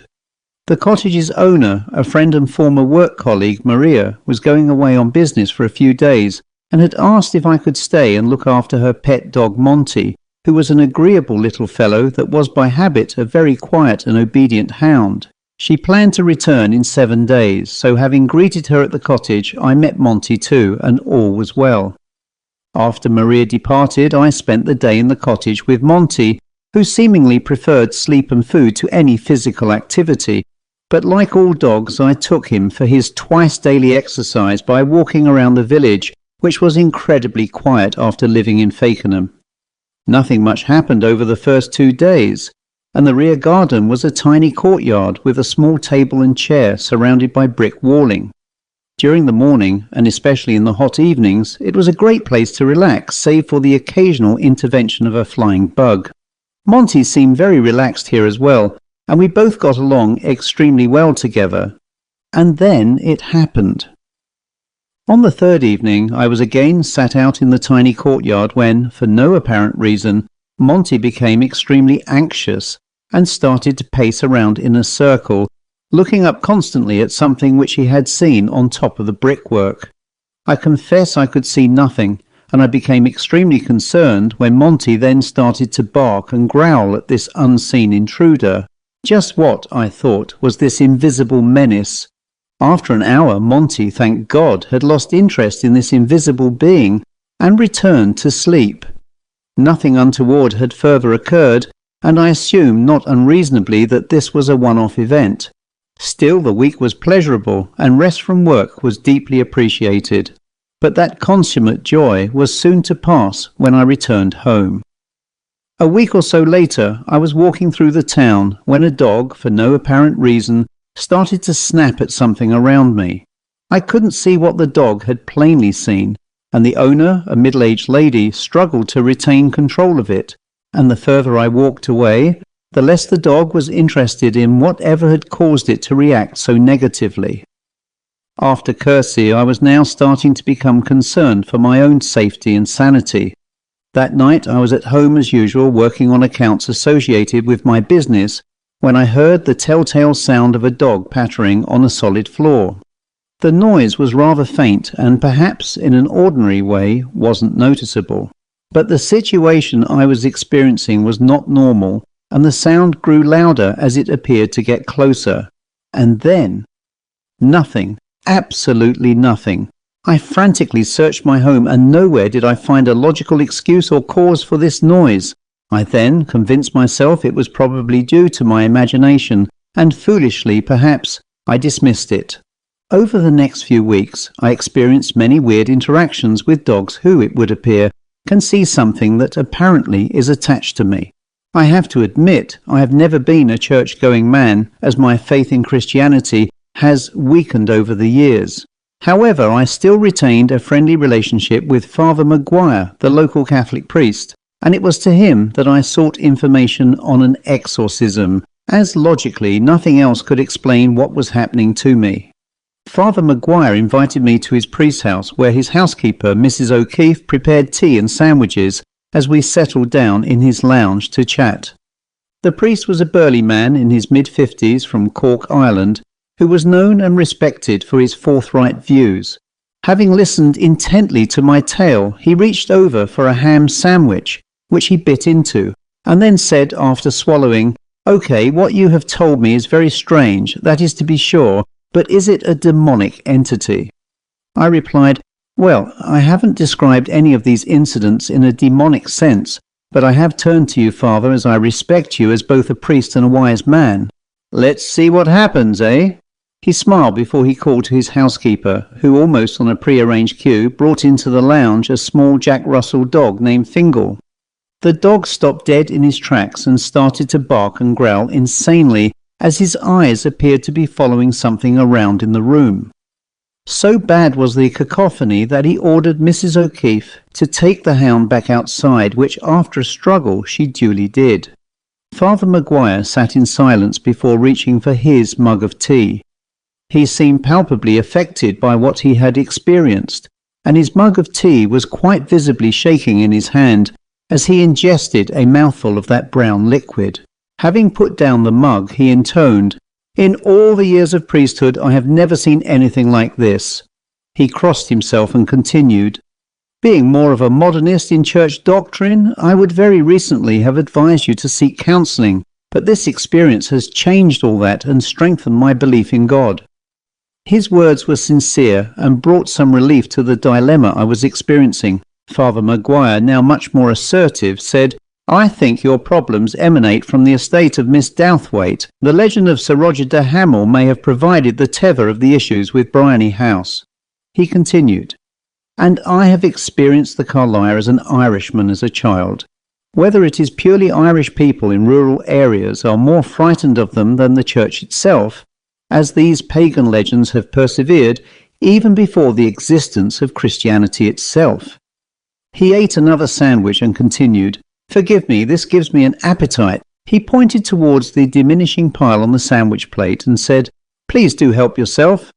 I never had an appetite and politely declined as Father Maguire continued, "Do you believe in these legends?" "Of course, in the sense that regardless of whatever is claimed, they are founded from real events or experiences.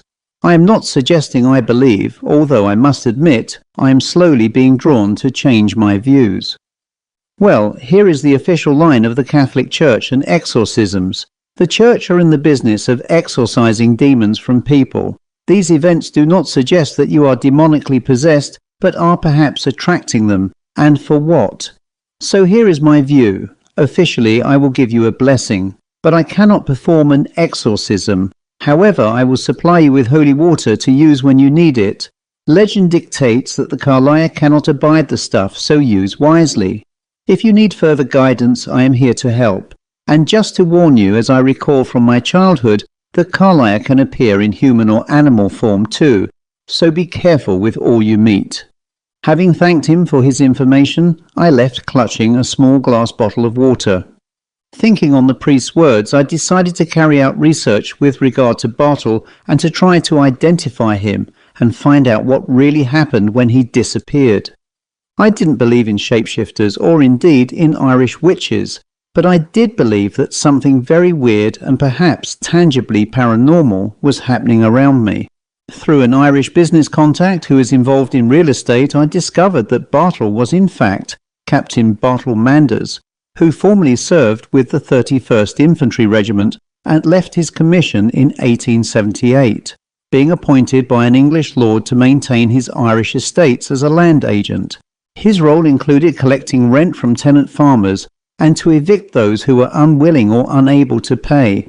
He seemed to enjoy that aspect of his work and cruelly evicted many families onto the streets.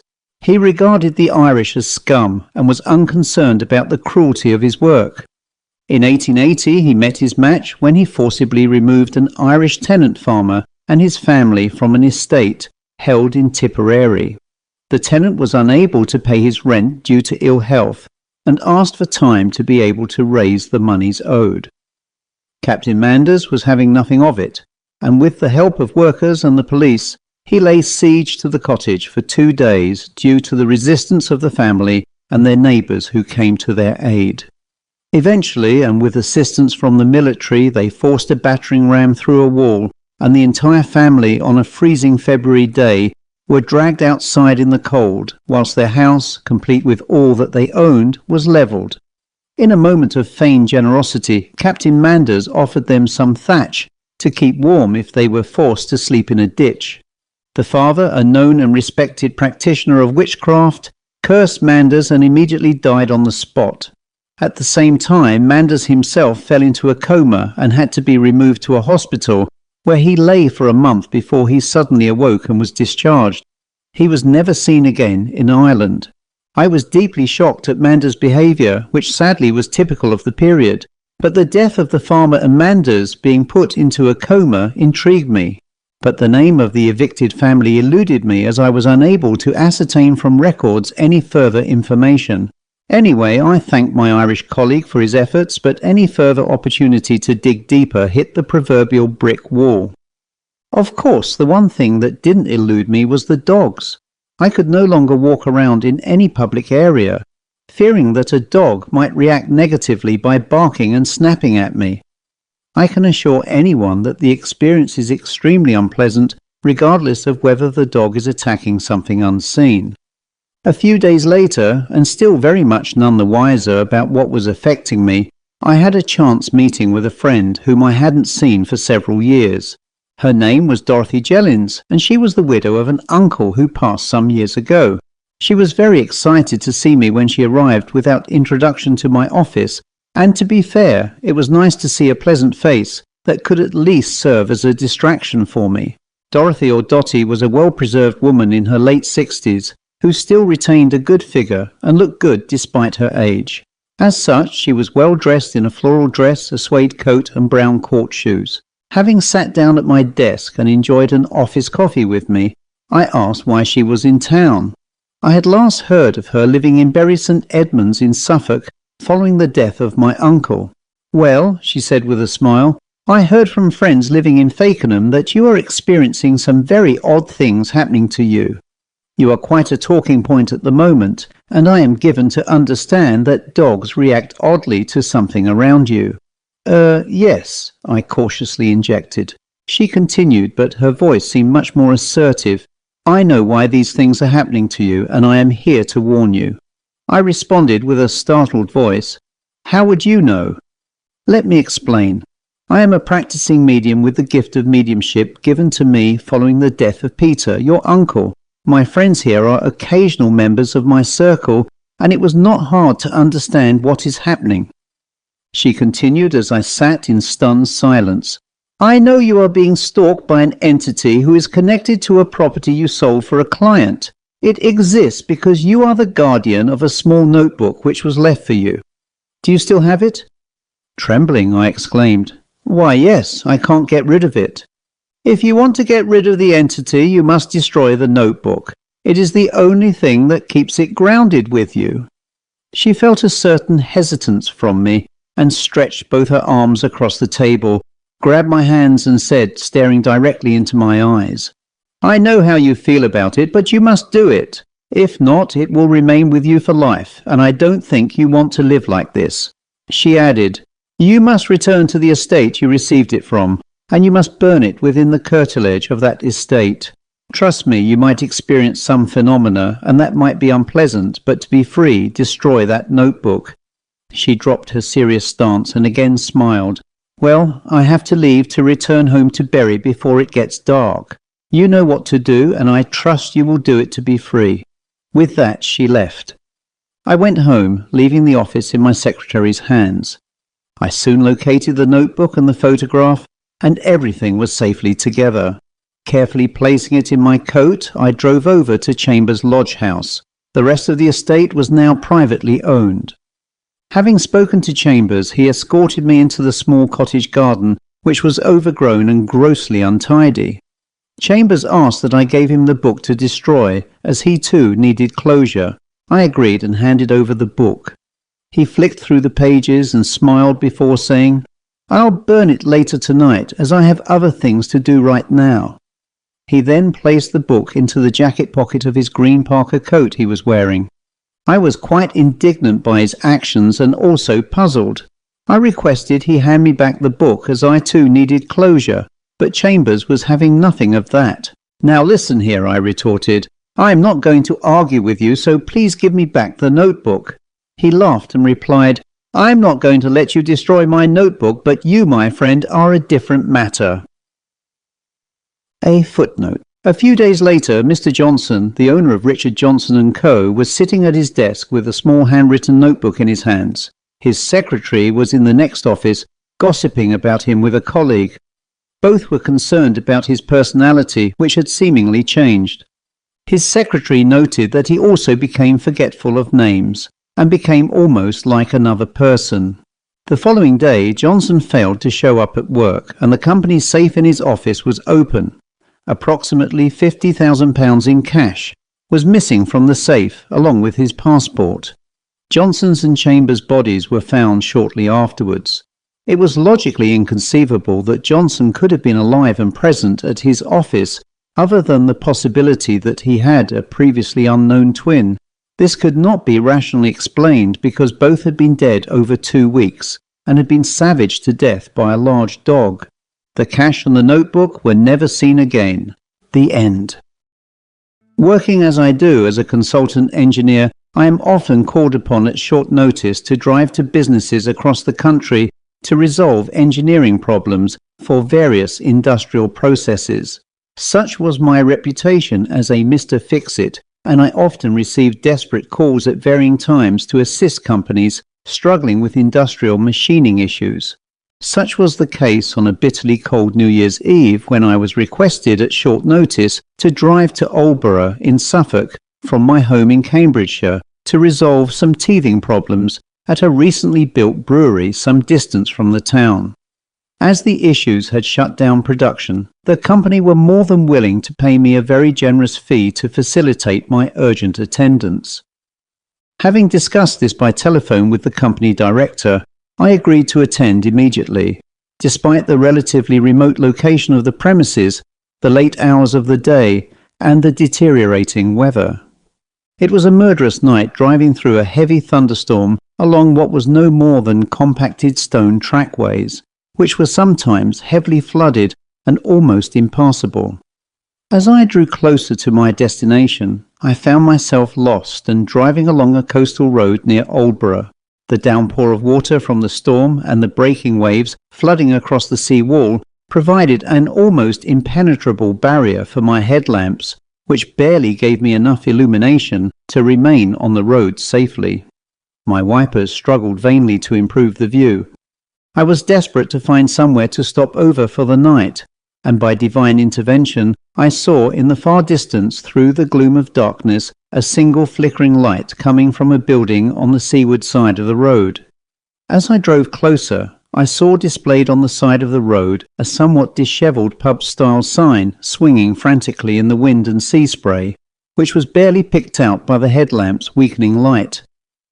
Its faded facade depicted 3 jolly seamen and read "The Three Mariners Inn," and displayed below was a painted and pointed arrow which indicated itself towards a large old building that stood adjunct to a shingle bank by the sea and stood behind in the shadow of a rather squat-looking old Martello tower, which silhouetted like a giant headstone against the lightning flashes of a wild, stormy seascape. As it was very late, I decided to seek shelter for the night at the inn, as, after all, my options of reaching my intended destination that night remained very limited and suicidal.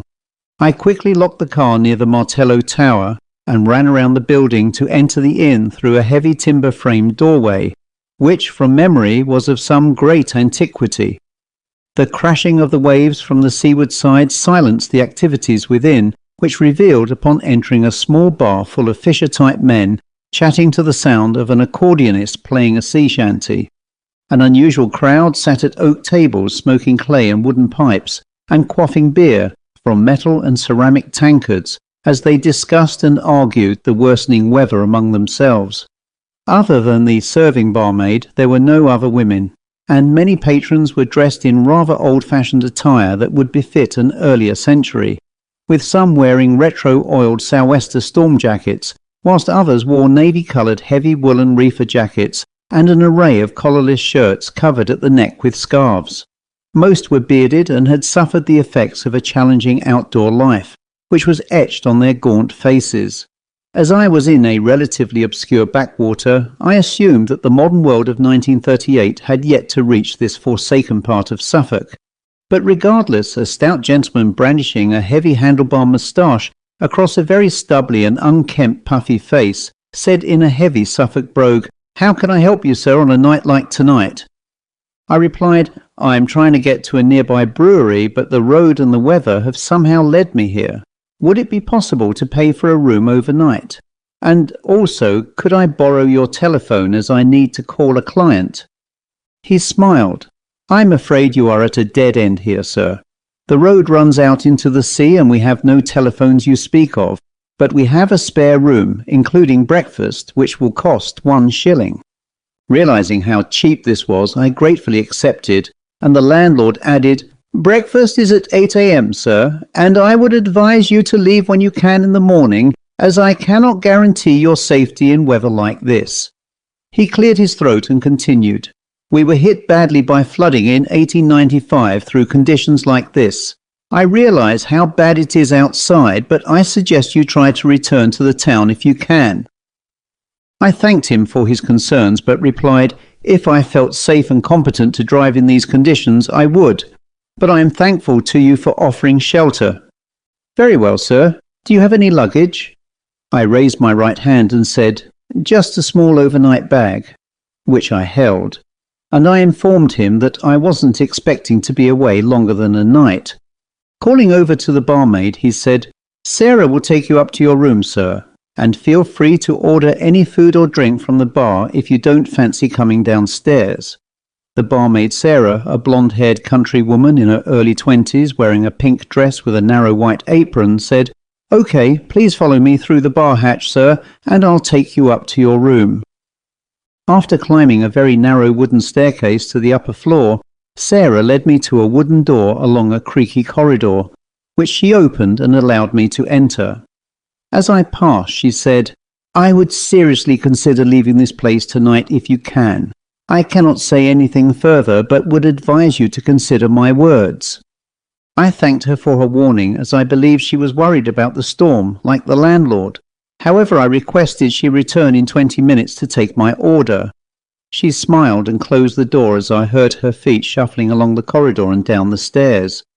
The room was small but well appointed, with a water-filled jug on a marble washstand, a clean white towel, and a single metal-framed brass bed.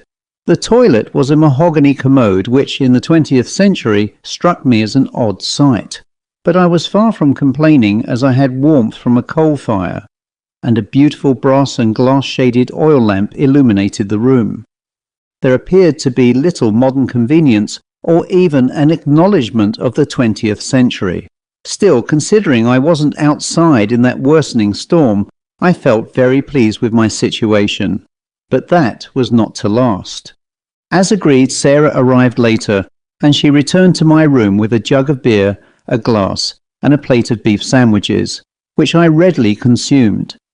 I have never felt so thirsty, and the beer did not quake that thirst, nor did the water in the jug, and the sandwiches, well, tasted odd.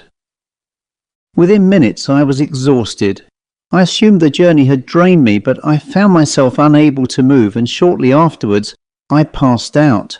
When I awoke, I wasn't sure how long I had been asleep, but I was in complete darkness, and struck a match from my pocket, which revealed a locked cellar with a stout wooden door. There was a window which was strengthened and protected by iron bars. In short, I was imprisoned, surrounded by beer kegs. I could hear above me the sound of the revellers I saw earlier, so I knew I was still in that inn. But why was I in the cellar? I furiously kicked the door and shouted for attention, but nobody came. I found an oil lamp which I lit, and in the flickering light I saw what I imagined were spectral forms hiding in the shadows. I called at them, but of course I saw and heard nothing, and they seemingly went away into nothingness. I was struggling to cope with the realization of my situation, which was quite bizarre. The storm outside grew much louder from where I was trapped, and now I could hear waves crashing against the walls, with water starting to pour into the cellar, firstly as a trickle, but gradually as a deluge, forming pools around my feet. By now I was starting to panic as the realization of my predicament took hold of me. I climbed up onto a large stack of wooden kegs which, unlike others, were starting to float, and being but a few feet from the wooden ceiling, I was panicking that I was going to drown. Just then a bar slid on the cellar door, which creaked open, and through which some silhouetted figures stepped down into the water and dissolved into a heavy mist which enveloped the cellar and stripped away light into nothingness. At that point I started choking as though the mist was strangling me. I thought I had died as I finally lost consciousness when all felt still and dead. Some hours later I awoke and discovered I was wearing pyjamas and was lying in a hospital bed. I saw by my bed the friendly face of a nurse rubbing my arm gently. "Oh, you're awake now. The doctor said you would awaken soon, and—" I panicked and interjected, "Am I okay, nurse? Why am I here?" She smiled and said, "You were found by police earlier this morning lying unconscious on a shingle beach near the Martello Tower. You were fortunate you weren't swept out to sea and drowned. You are now in the local hospital resting, and the doctor will reattend to you later, although you will likely be released sometime today." She then said in a more formal voice, "There is a policeman outside who wishes to speak to you regarding some matters you were saying in delirium when found. Is that okay with you? I have been assured that you aren't in any trouble." Not knowing what I was alleged to have said, I welcomed the nurse to bring him in. Shortly afterwards, the nurse returned with a rather rotund constable with a round ruddy face and neat military moustache. He looked in his mid-30s and strutted into my room, proudly carrying a police helmet under his arm. He gave the helmet to the nurse, who placed it nearby on a table, while I invited him to sit on a chair beside my bed. Having sat down, he said in a rather provincial accent, "Hello, sir. I'm PC Jacobs, and my sergeant sent me over to see how you are. I can say you were fortunate to be found alive. The North Sea can be cruel and unforgiving at the best of times, yet you were lying in a delirious state, mumbling about murder." He cleared his throat and continued, "Could you be kind enough to tell me how you ended up there during the worst storm for at least 43 years? And do you recall seeing a murder?" I laughed nervously and replied, "I became lost last night, officer, and accidentally ended up on that road to the Martello. I didn't know where I was and must have left the car to seek help. I don't remember anything else, but I do recall, I think, seeing a pub there, the Three Mariners Inn." He replied inquisitively, "A pub? Are you sure, sir? Really sure?" "I can assure you, officer, that it was there, and the bar was packed with fishermen. Go and ask locally. I'm sure someone recalls me. I remember going inside and taking a room because of the storm." He looked visibly shocked and continued, "You couldn't have been in that pub, because the sea claimed it in 1913 or thereabouts." "Well, officer, I was found on the beach having been there during a terrible and freezing storm, and yet I am perfectly well. How can that be?" I recalled further details and reported the feeling of strangulation in the cellar. He looked perfectly aghast and visibly sweaty as he spoke. "There were rumours that the inn was used to murder foreign travellers who landed at its now-gone port by slipping arsenic in their food and drink when they stayed as guests, waiting for the weekly stagecoach. I've been told that that would be around the early 19th century. The inn had only one room, and apparently a secret trapdoor dropped the bodies into the cellar. Once gone, their possessions and valuables were shared among the villagers there, and of course no trace of the bodies as they were weighted and dumped out at sea." He continued, "Legend says they thought they had poisoned and killed a foreigner who came around in the cellar. They then strangled him as he cursed them in Dutch. Of course nobody has ever said what the curse was, as none could speak the language. Sir, I cannot explain to you what you know about the pub.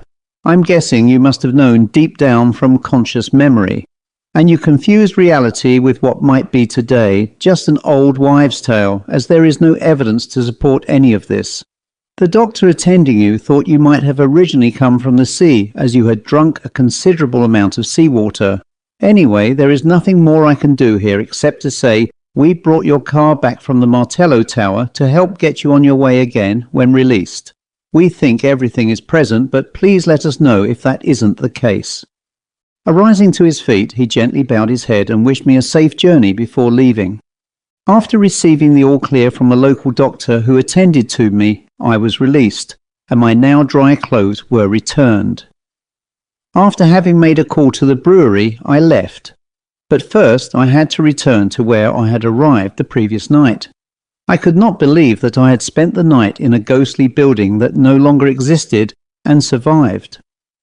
I drove past the old mill along a narrow road spit leading to the Martello Tower. Having arrived at the building, I parked my car and walked to where I recalled seeing the pub. Sure enough, there was only shingle, but poking from the stones was a shard of crudely broken porcelain from a bottle which bore the words, "The Three Mariners Inn." As I held it, my hands trembled violently as the horrific experience was recalled. I took this souvenir from the beach and later posted it to a local museum. I never returned to Aldborough or the remains of Old Slaughton again. Despite my unforeseen delay in attending the brewery, I got production rolling for them again. Even to this day, I count my blessings for having escaped from there, as the thought of being trapped soullessly forever in such an evil place leaves me with chills to this very day. The end. Having spent 30 years as a police officer and dealing with situations that varied from serious crimes such as murder to ordinary domestic-related incidents, I was well versed in all that was deemed bad or good in human character. Indeed, such was the temper and tone of my life. I was perhaps entwined with the stress and excitement that came from that very existence, which I perceived to be the pure essence of life and death. So retirement from all of this became a cut-off point from all that I knew to be normal in my life, and I was ill accustomed to a more sedentary lifestyle. For some months I decided to follow the well-beaten path of my colleagues in retirement by becoming a private detective. I had hoped this would allow my well-trained legal and investigative faculties to be put to good use. Despite advertisements in the back pages of local newspapers and circulars, the requests for my services appeared more in the vein of following errant husbands or wives in domestic infidelity cases or chasing debtors for unpaid debts. In the main, these offered little chance for excitement or opportunity to perform a task that well suited my detective skills. I may be boastful to say that on 3 past occasions I received a chief constable's commendation and 2 commendations from judges at court for jobs well done. This dissatisfaction of not having any real and tangible purpose often left me lingering for the earlier life I enjoyed, and the thought of spending the remainder of my days performing these very humdrum tasks left me feeling somewhat disconsolate with my very being and future. However, that all was to change on November the 10th this year, when I received a telephone call request from a Lady Fitzwilliam, the wife of a businessman of note, to call at her home to deal, as she briefly said, with a most pressing and urgent matter that required the greatest discretion. Following her instructions, I was directed to contact her personally at her home, Wellstead Hall, near the town of Sudbury in Suffolk. Arriving at 2:30 p.m. that day, on a very dull and overcast afternoon, the weather cast a deep gloom over the hall, having negotiated a mile-long drive to get there. The house appeared to be a very old timber-frame property of great antiquity. Part of it was constructed of a soft, mellow sandstone that appeared in part to be the remains of a former monastic building, to which the timbered structure had been added later. Standing a few yards on the east side of the house, I noted the ruins of what appeared to be a chapel of some note, which gave the whole site an eerie, if not sombre, presence. Indeed, if the house were observed on a more agreeable day, it would look truly magnificent, imbued with the history of years long lost in time. But here I digress. Leaving my car in the curved carriage drive in front of the building, I gathered my case and hat and made my way quickly to a large oaken front door, which from memory was painted black with a large brass lion's head door knocker. Lifting the heavy door ring, I tapped twice against the back plate, which resonated a loud and almost thunderous echo into the property. I heard the shuffling of feet and a man's voice shouting, "Be with you in a moment!" Within seconds the door creaked open, and standing in front of me was a grey-haired, apron-wearing gentleman. He was resplendent in a shirt, collar and tie, and introduced himself as her ladyship's valet. Judging by a rather grubby duster in his rubber-gloved hand, he appeared to be cleaning the inside of the property. Without further introduction, he ushered me into a large hall framed by oil paintings and 2 fine mahogany hall porter chairs. With a brief smile, he beckoned me to follow him into an open door from the hallway, into a large, heavily beamed drawing room. A slim, well-dressed middle-aged woman sat in a large winged armchair by an open hearth-log fire. She stood to her feet, smiled, and said, "My name is June Fitzwilliam, and you must be the detective I asked to see Mr. Alshot. Oh, and there are no formalities here. Please call me June, and your first name is?" "Oh, I'm Derek, pleased to make your acquaintance," as I outstretched my hand and shook hers. Having been requested to sit in the opposite wing chair, Lady Fitzwilliam stared directly into the flames of a rather handsome stone fireplace, suitably fitted with a large fire-dog grate piled with burning logs. She seemed mesmerized by the flickering lights curling from the spitting split wood, and after this momentary distraction, she turned to me and said, "I'm so pleased you got here. I've been at my wits' end over this. Let me explain." After I had been offered and accepted the genteel comforts of afternoon tea with June and served by her valet, she told me the following story, which I will share here without the necessity of speech quotations.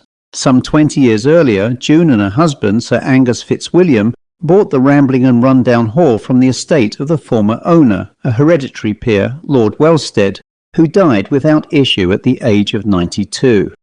The Wellsteads had owned the property since the dissolution of the Catholic Church in the 16th century. The house was originally the property of a Cluniac order of monks, who were forced off the estate in 1536. Much of the original buildings were demolished and sold for building materials. By the time the Wellsteads arrived, all that remained were the partial remains of the refectory and the adjacent ruined medieval chapel. The Wellsteads added the timber-framed extension. I interjected, "A fascinating history, but how is this relevant to my being here, June?" Looking at me rather curtly, she said, "Everything, Derek, if you allow me to continue."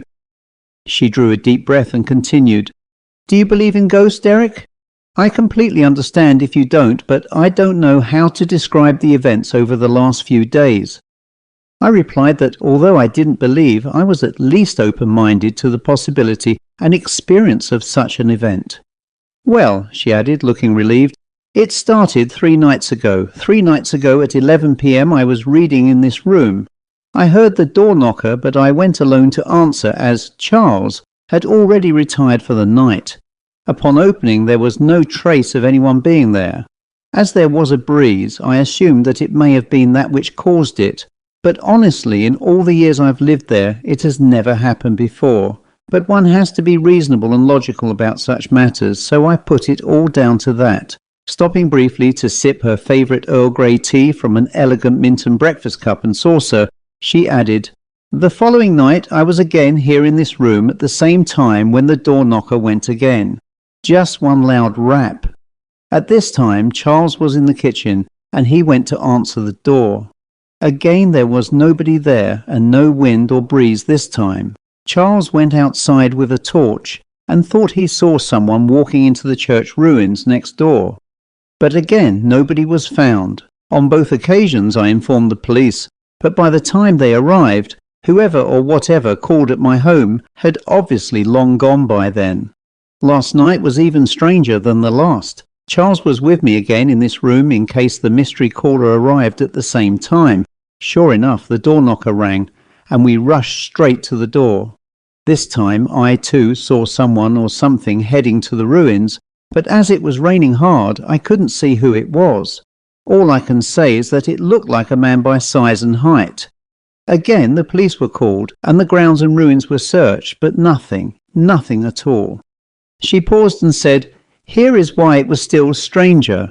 When it rains, callers arriving on foot at the door leave wet footprints as the ground there is dry due to the porch, and yet there were none. And when the police called, their footprints were quite self-evident in the rain after they had left." She then got up, took a postcard from the mantelpiece and said, This morning in the post, I received this card from my husband sent a few days ago stating that he was hopeful of returning tonight. The card was depicting Monaco in the south of the country, and I knew he would probably sail to return via Marseille as he hates flying. But knowing the troubling weather we've been experiencing over the last few days, I realised that there was no guarantee of him getting here in time, so I've called you in to help. And with a soft but hesitant smile she continued, "Well, if you could, and I will reward you handsomely for your trouble." "Well, I am more than happy to assist, but why not call in the police again?" I answered. She pointed out that each time the police responded, it was at least half an hour after the event. To resolve this, she wanted me to sit outside in my car to catch the caller as he arrived. She added that should her husband return in time, he would join me. Having agreed on a fee for my troubles, I arranged with her to return at 10 p.m. that evening and would remain hidden from view in my car on the driveway. Hopefully, then this mystery could be explained. Later that evening, I returned as agreed and parked my car to afford a discreet view of the front of the house. It was poorly illuminated as there was no outside lighting and just minimal light from the corners of the curtains downstairs. Fortunately, though, it was close to a full moon, and there were no clouds in the night sky. After calling first at the house, I returned to my car and remained partially hidden from view in the back seat. After what seemed an eternity, but in fact was no more than an hour, I saw a solitary figure of a man walk to the front door and knock once. I immediately opened the rear door and clambered out, but the man had gone. The best I could describe was a short, stockily built man wearing a raincoat and belt. I went to where I saw him and looked in either direction. He was nowhere in view that I could see, and so I stood quietly still, hoping that I may hear something of his presence.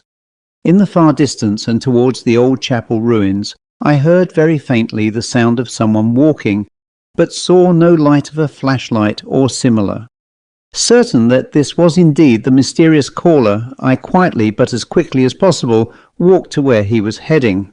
Just barely discernible in the gloom, I saw him enter the main chancel of the ruined building. I headed over to him and nervously challenged him. He turned around slowly and stood facing me by a few feet as I shone the light into his face. He raised his arms and snapped, "You can put that light away from me. I'm the owner of this property, so who the hell do you think you are?" The large frame photograph I had seen inside the house clearly showed that the man was Sir Angus Fitzwilliam.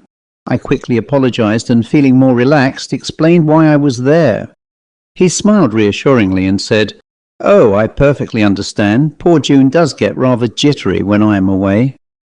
He explained that he had just returned from his trip abroad and thought he had seen someone among the ruins, so he went to investigate. He added that he liked to wander the ruins alone to appreciate the quiet and tranquility, especially after being away on a hectic business schedule. He claimed the place was haunted and asked whether I believed in ghosts. I told him what I said to his wife, that I am open-minded on such matters, although I personally have never seen a ghost. He laughed and said, "Well, sometimes we may meet a ghost and never know it." He struck me as a kindly and congenial character, and we sat down on a ruined stone wall where he spoke about his life and hopes for the future. During our conversation, he offered me a cigarette from a silver cigarette case that his wife had bought him on their wedding anniversary.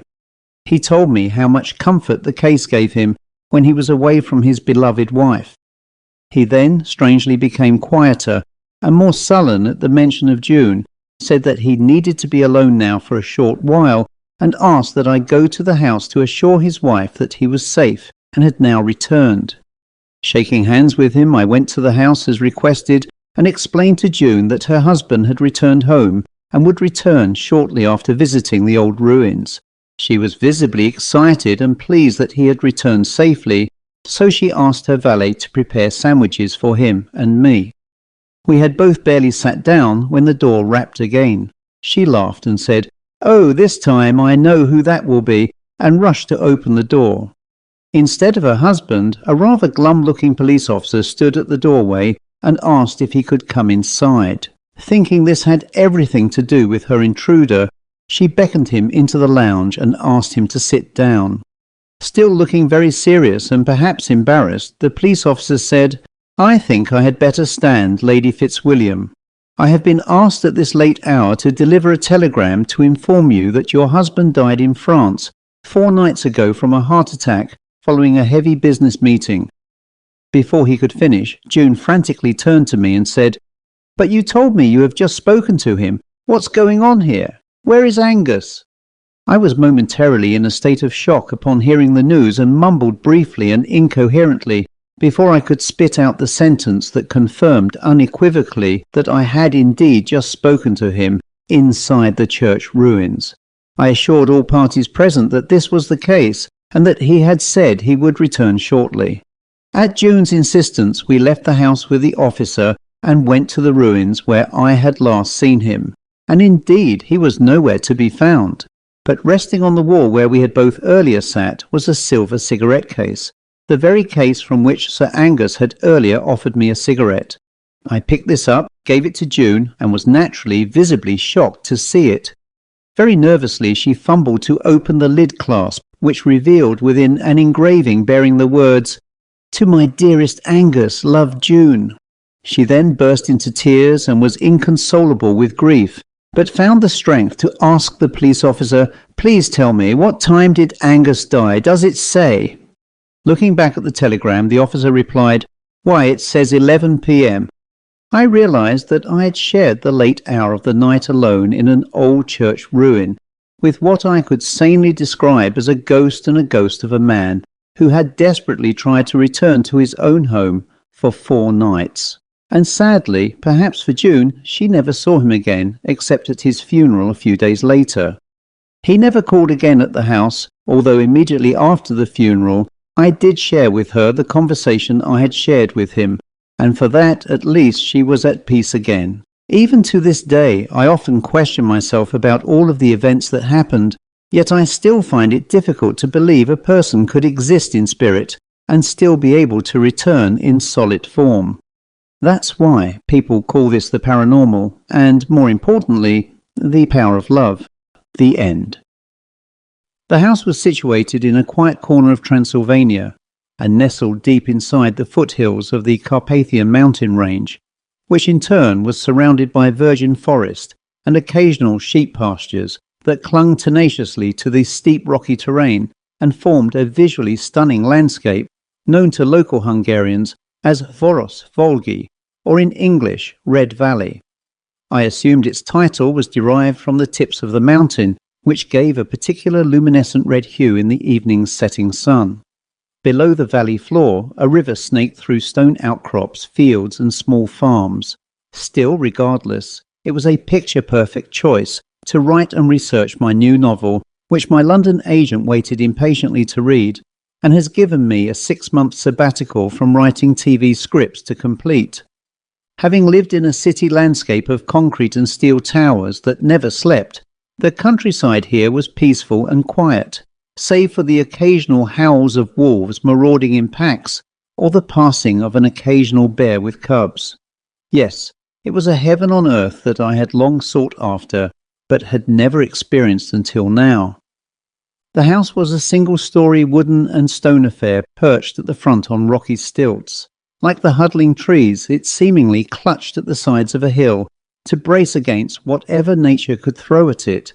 It had a well-stocked wood cellar hewn from the rock, whilst the house was made of timber with large lounge windows that looked grandly down into the valley floor below. At the back, it had a well-equipped kitchen with an adjacent toilet that was powered and flushed by a mountain stream, which had cunningly been partially diverted into a stone culvert, which in turn reconnected to the main watercourse as it disappeared into the bowels of the valley floor. A water heater from a solar power source to a crude but practical shower and wash basin was provided. As an aside, I was always curious about where it emerged, but fortunately for my health and modesty, no sign of my labours ever disgraced itself upon anyone's displeasure. The adjacent bedroom also doubled as my office. Here I spent the majority of work typing on a small laptop table while perched on the edge of a large old-fashioned wooden bed, whose old and faded flower-painted headboard towered up in the wooden beam room. Fortunately, the solar panels provided enough light and power to see me through the summer and autumn. All seemed perfect, but that later became a temporary distraction as its secrets gently unfolded. The agent who afforded this property to me was a Hungarian count who lived some 25 kilometres distant. The house was built in the 1900s for his grandfather, who variously used the house as a shooting lodge or as a place to escape from the political turmoil that encapsulated the region after the Treaty of Trianon in 1920, which followed the end of World War I, when the area was cut away from its Hungarian roots and handed unceremoniously into the ownership of the neighbouring country of Romania. I was told the treaty created a sad disaffection for the locals, whose ancestors had lived there for over 400 years. However, today old animosities have since passed, with the Romanians and Hungarians sharing this vast wilderness. I first met the Count last year when I stayed at a guest house on his estate. He was a very affable and charming man who was intensely proud of his Hungarian ancestry and had returned to Transylvania following the fall of the communist regime in 1989, where he and his late father were able to reclaim his country estates, which had been ravaged in the past by theft and communism. The guest house was in the former stables of his country house, which he spent years restoring to its former glory. Over dinner one evening he discovered I was a writer, and so he invited me later into his 19th century Gothic lounge, where we sat next to a beautiful Rococo fireplace, which flickered with light from a roaring log fire blazing in its hearth. While sat in tall winged chairs cradling brandies, we chatted about the region's history, especially its legends and folklore.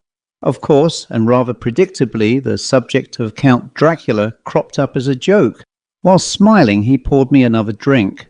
He asked in a well-spoken Hungarian dialect, "Do you believe in what people would describe today as the paranormal?" I was momentarily set back by his question and pondered for a moment. I replied, "Well, living in a country with a history eclipsed many times by your own, I would have to say I really don't know. I mean to say that while I have never got to see a spook, I cannot say that such a possibility does not exist." His smile broadened as he swirled the amber glow of the brandy in his glass and replied, "Here on this estate, workers have reported seeing strange things, which may or may not be preternatural, but never nothing you or I would call ghostly. And so, like you, I remain open-minded. However, I own a mountain lodge surrounded by a strange mystery that befell my late grandfather. In fact, he and my grandmother disappeared from there one night in 1923 and were never seen again. And I mean, never again. No trace of them was ever found. Oddly, perhaps the area is noted for strange disappearances. It is claimed that local peasants foraging for wood in the forests, and even shepherds, have disappeared. Despite searches organised by the authorities, no trace of them has ever been found." He sipped the glass and continued, "I have often stayed there. I have to say nothing untoward has ever occurred. It is a quiet mountain retreat, only accessible in the warmer months by car, as the long winding access road is otherwise an impenetrable mud track through a forest." He paused, licking his lips, and leaning gently forward, he continued, "Have you ever contemplated such a retreat for peace and quiet while writing? And when I say peace and quiet, you can only hear the forest and the wind." Of course, he piqued my interest as I wanted to find such a retreat to write my long-contemplated novel. Putting these stories aside, I agreed I would soon want to take an official break from my usual tasks of writing melodramas for the TV networks. And on an agreed price and a shake of the hand, the deal was done.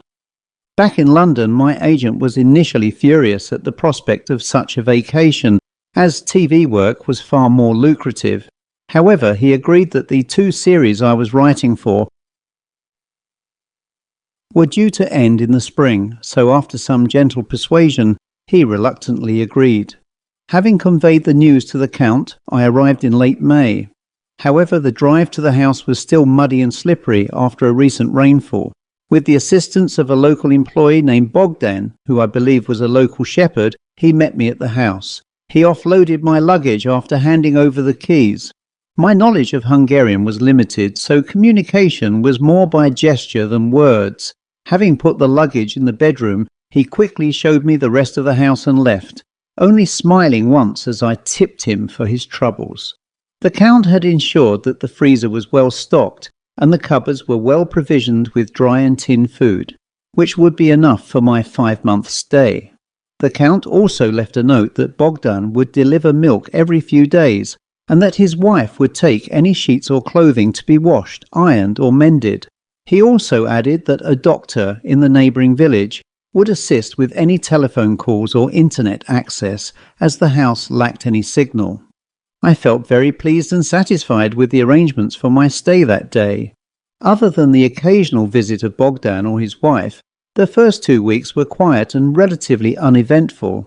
It was a real plus, allowing me time to think and write, but with older properties such as this, there were, shall we say, some minor distractions, such as a brown bear rummaging through my garbage, and, of course, creaking noises, especially on windy days, as the house took the full brunt of a sudden gust of wind which precedes rainstorms in these parts, but other than that, there is nothing really to write home about.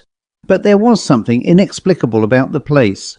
It started to get my attention on one warm evening as I sat on the porch admiring the setting sunset.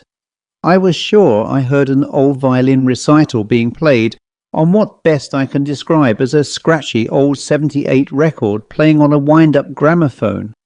The rough sound of dust and dirt, which struggled to be heard, was much louder than the violin. At first I presumed the sound to be from a neighbouring shepherd hut typical to these remote parts. Still, I knew there were none in the immediate vicinity, and this concert, or call it what you will, lasted for a few minutes before the quiet and uninterrupted sound of nature returned. As darkness fell, I retired to bed and thought no more about it. The following few days and nights were quiet from interruption, although the scratchy violin lingered quietly in my thoughts. Deep down, I knew that I must have imagined it, as solitude can often play games with the mind. About a month in, I was still busy writing from my impromptu office in the bedroom when, on a warm sunny day, the light flickered in from below the tree line, in tune with the gentle sway of a breeze rifling through the trees. But for a brief moment I was sure I saw the silhouette of a tall woman flit past from the corner of my eye across the doorway from the bedroom to the front lounge. It was all so much in an instant, and I naturally assumed that these swaying trees had played tricks with my imagination. But if this was true, I pondered, it would happen again. But it didn't. That, I thought, was puzzling, but I also realized it could be my mind playing tricks. Regardless, it did give me a jolt to my senses. Later that evening, and as the sun lowered its fiery mantle across the mountain tops, I was again out on the porch reading my word processor notes from my laptop, when I again heard on a gentle breeze more music from what sounded to be an old record. This time it was a choral concert with the voices singing a repeated line that I could not comprehend. And so it continued for a few minutes before the open porch door suddenly slammed shut and the music stopped. A jolt to my senses caused the laptop to fall, but fortunately it wasn't damaged. I assumed the door slamming was caused by a breeze, but what? It was a very still evening. I thought the locals were playing games, but why would they? It was almost dark, and I never saw any lights that would indicate human activity in the failing light. So I decided to visit the local doctor recommended by the Count to seek advice. After all, if this was human intervention by pranksters, he would surely know who was responsible. After an unsatisfactory night's sleep, I set foot the following day to the nearby village of Mandra Josh, where I hoped to meet the doctor, Catalin Kushtura. After an arduous journey up and across a hill, which led to a track merging with a woodland path, I eventually arrived at the village, which was little more than a few single-story whitewashed houses, a school, a shop and a minor surgery, which were all strung out together like a row of broken teeth and standing across from the edge of a narrow road, which in turn stood precariously on a steep-sided hill which looked down into the valley below. Dr. Kushtura was a warm and affable fellow of a dark Hungarian appearance and aged around 60 years. He had a full head of grey hair with a striking shock of dark hair. He had a short goatee beard and small round-rimmed glasses, which reminded me more of a schoolteacher I knew from my old school. Still, his thick Hungarian accent shattered that illusion as he welcomed me into his home, which had an attached surgery and office. Despite his thick accent, his English was perfect. Having invited me into his office, we sat down to enjoy a coffee served by his wife Ilana. "The Count," he intoned, "informed me that you are a writer looking for some solitude, and the remoteness of the lodge must be perfect for your endeavours. Are you writing fiction or perhaps a reference work?" he quizzically inquired. I told him I hoped to complete a thriller which I anticipated would be published on my return to civilization at the end of October. Naturally, I told him about my usual work writing TV scripts and shared my day-to-day life in the city. As he listened, he took small but frequent sips of coffee and looked genuinely fascinated. Ultimately, I turned to him and said, "What brings an educated man such as yourself to such a remote village in the middle of nowhere?" His face lit up a big smile as he put down his coffee cup, slid backwards into his oversized, comfy office swivel chair, and became rather animated with his hands as he spoke. "You would never believe this, but I was formerly a senior house surgeon at one of Bucharest's largest private hospitals. I wanted to escape the rat race, and took this position when it became vacant a few years ago. And I anticipated you would ask, why here? But the explanation is simple. I was born and raised in the district until I was 16, when my family moved to the big city, needing work and better pay.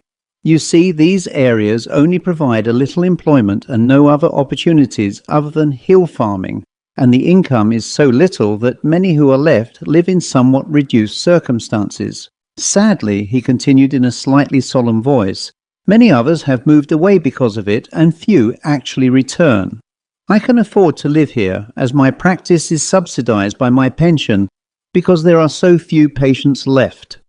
He continued, "Anyway, how can I help you? Do you wish to make a call or use my internet, or do you need a local advice?" I explained to him the odd happenings at the lodge. I wondered whether the locals, as few as they would be playing jokes on me as a visiting foreigner.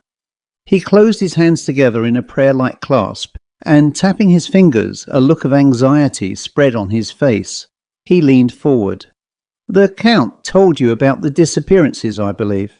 "Yes, he did, but how are these stories relevant to my situation?"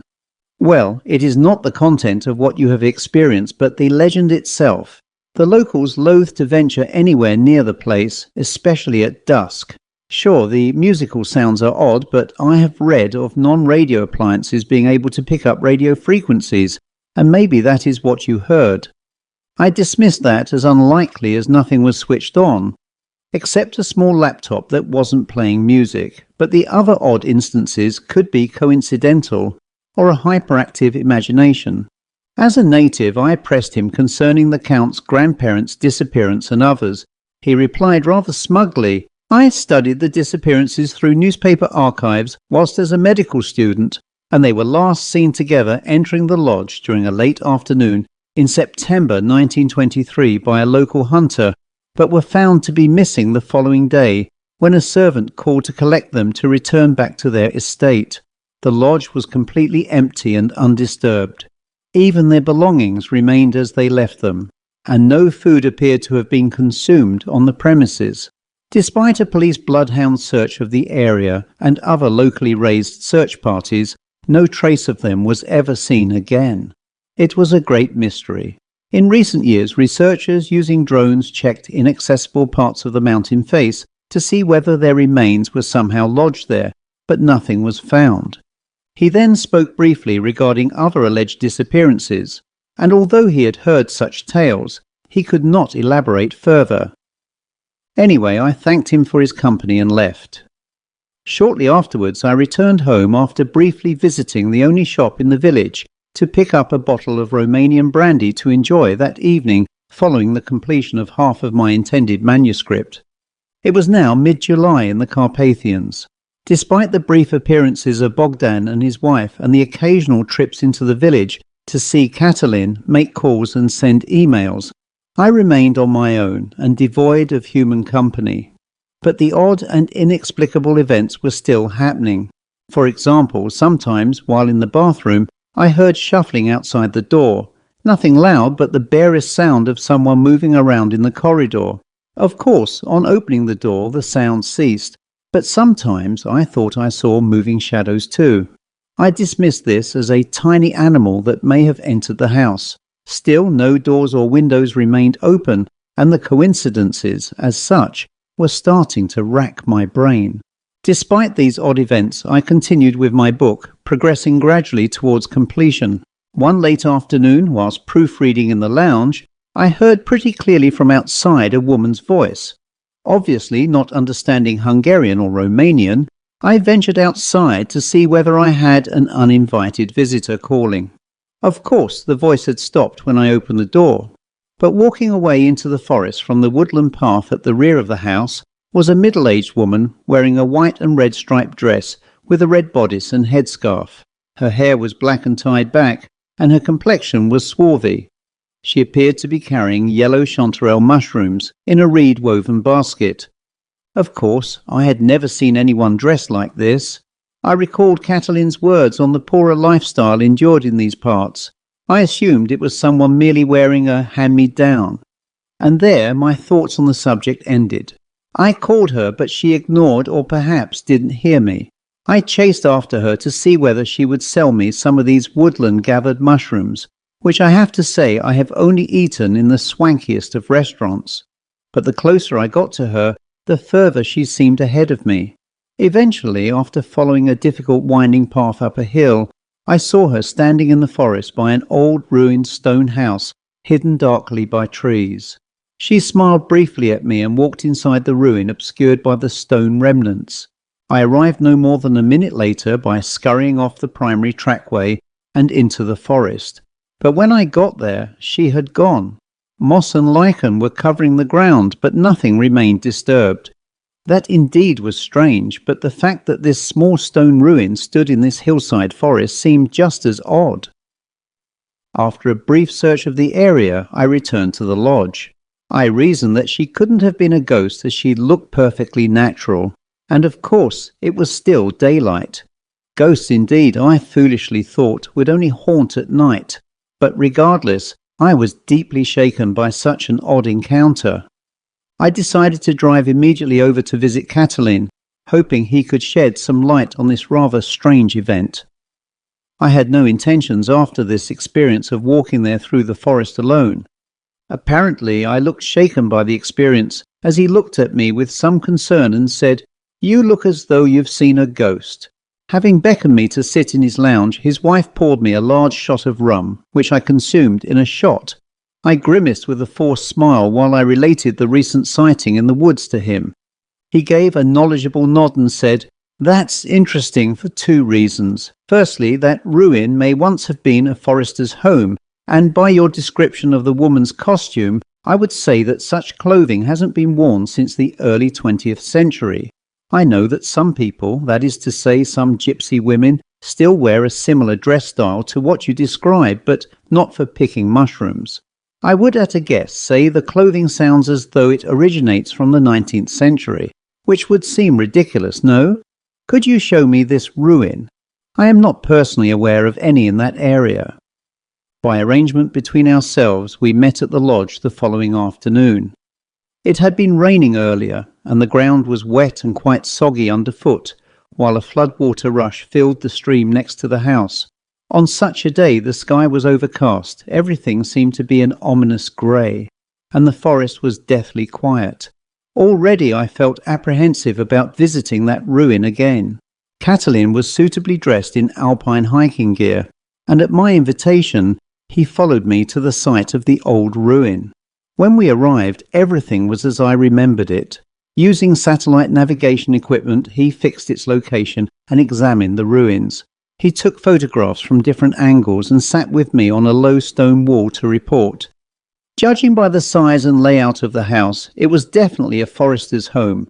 Difficult to say how old it was, but as most of the foundations remain, I would speculate that it came from at least the 18th century. He added, "The woman's appearance certainly adds an interesting conundrum to this mystery. which I will now research. I have a friend who is a history professor in Brasov. I will certainly get back to you again soon. During our time there, we felt we were both being watched by someone hiding in the forest, but no matter how hard we looked into the shadows of the trees, we could not observe anyone. Catalin remarked that being in these remote places can play havoc with the human senses, and perhaps this is why we feel this way. Ensuring we had completed our survey, we returned safely to the lodge, where we parted company as he drove off in his SUV. I entered the lodge, feeling grateful to have had human company. I unlocked the door and entered the kitchen to drink bottled water from the fridge, and I was shocked to see a pile of fresh chanterelle mushrooms on the table. "What the heck?" I exclaimed, as my heart raced excitedly at the discovery. I was convinced Bogdan or his wife collected them for me, and what delicious meals they made. However, 3 days had passed uneventfully, and I had yet to hear back from Catalin. After lunch that day, I was visited once again by Bogdan. I thanked him in Romanian, but he looked at me somewhat confused, as it was clear he didn't understand why. And showing him the last of the mushrooms in the refrigerator only made matters worse. Feeling slightly embarrassed over the encounter, he left me with a milk pail. He hurriedly departed after dismissively shaking his hands and saying quite emphatically, "No." To be honest, I felt like a complete jerk because he clearly wasn't the source of the mushrooms. But who had access to the lodge? Nothing was untoward and the premises were secure, and as far as I was aware, only I had the keys. The mystery deepened somewhat, and on the outside chance, the Count himself had them sent over as they were in season. During the night, I got up to visit the toilet. At the foot of my bed, I saw red and blue balls of light that swung into circles before me.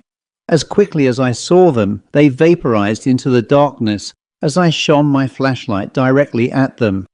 I went to the loo, but afterwards promptly fell asleep. Upon waking, I assumed my imagination was at play. This was soon forgotten when I received a written message from Bogdan's wife the following day to contact Catalin, as the note added that he had something of interest to share. Excitedly, I drove to his house, where Catalin ushered me into his lounge. At the same time, his wife Ilana prepared a fresh coffee and a slice of homemade cake. "Good news, my friend. Please sit while I go to get some papers from my office." He returned a short while later with a folder of paper from which he thumbed through the pages before extracting some typewritten notes and what appeared to be a computer-printed image of a cottage. "Hey, let me explain, but please look at the picture and tell me what you think." After passing it to me, I saw the original was a crudely painted watercolour dated 1861. Standing in front was an elderly man and a younger woman. Although the detail was somewhat wanting, the woman wore the same patterned dress I had seen in the forest. However, as seen in the woods, the stone house was not recognisable because it was a ruin, but the proportions and layout were similar. "The woman," I exclaimed. "I am sure that is the one I saw with the dress." He smiled. "I love mysteries, and regardless of the dress, the couple you can see here disappeared following a fire at that house in 1873. And like the Count's grandparents, none of them was ever seen again. It was as though they never existed."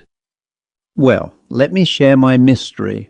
I related to him the sudden appearance of the mushrooms in my kitchen and the very same variety carried by the woman. Catalin sat quietly and then rang the Count, who assured me no deliveries were sanctioned or made. He too was intrigued by the locked door, but he believed it to be a goodwill sentiment from a local, and quite possibly, he added, perhaps the donor had a copy of the key, as the same lock and key had been used for many years. He did ask whether I wanted the lock changed, but I declined as I didn't like the inconvenience of waiting for a locksmith to arrive. After all, as this is a gesture of goodwill, the key owner never meant me any harm. After the call ended, Catalin picked up his notes, which his history contact in Brasov forwarded to me. "Well, where do I begin?" Catalin remarked. "Ah, yes, here it is." He paused. "Yes, at least 40 disappearances have occurred every 90 to 100 years. The earliest records date back to 1543, after Sultan Suleiman of the Ottoman Empire took power over the region from the Hungarians. Apparently, some of his soldiers entered the district and sacked the local church, after which they murdered the local priest. Gold and a silver chalice and plate used in Christian sacraments were missing, and under torture the priest claimed he had hidden them in a nearby cave. The soldiers searched for this valuable booty but were never seen again, and the cave itself later disappeared in an earthquake. The villagers believed it was God's retribution destroying the heathen invaders, but to this very day nobody has rediscovered the cave entrance, which by now could be covered by rubble and shielded by tree growth. I sat quietly transfixed by these notes from which Catalin read verbatim. "Oh," he continued, "the cave was huge with many chambers. It is rumoured that the early Dacian people used the complex for worshipping the dead and, I dare say, sacrifice. But that, of course, is pure conjecture. I think," I interjected, "surely such a giant complex cannot simply disappear from history or maps of the period." "Well, there are lost villages littered across Romania as a whole. Some recent discoveries were unmapped, and the reason was simply to hide them from their enemies. The Ottomans and the Mongols spring to mind on that notion, and earlier perhaps with the Dacians from their enemies of Rome. Even after World War II, there were some religious sanctuaries which survived hidden from the gaze of the Russians and communists," he continued. "This region still has many secrets hidden from the modern world. And lastly, let's not forget prehistoric cults whose meeting places were only known by a select few. Romania, as a country of which we are now a part, is truly the last medieval landscape in Europe. Some areas remain forgotten by man because of their rugged terrain." The desire to complete my book seemed less relevant in the light of these discoveries, and the intrigue these events generated was a compulsion and desire to learn more, and to rediscover this almost mythical lost cave.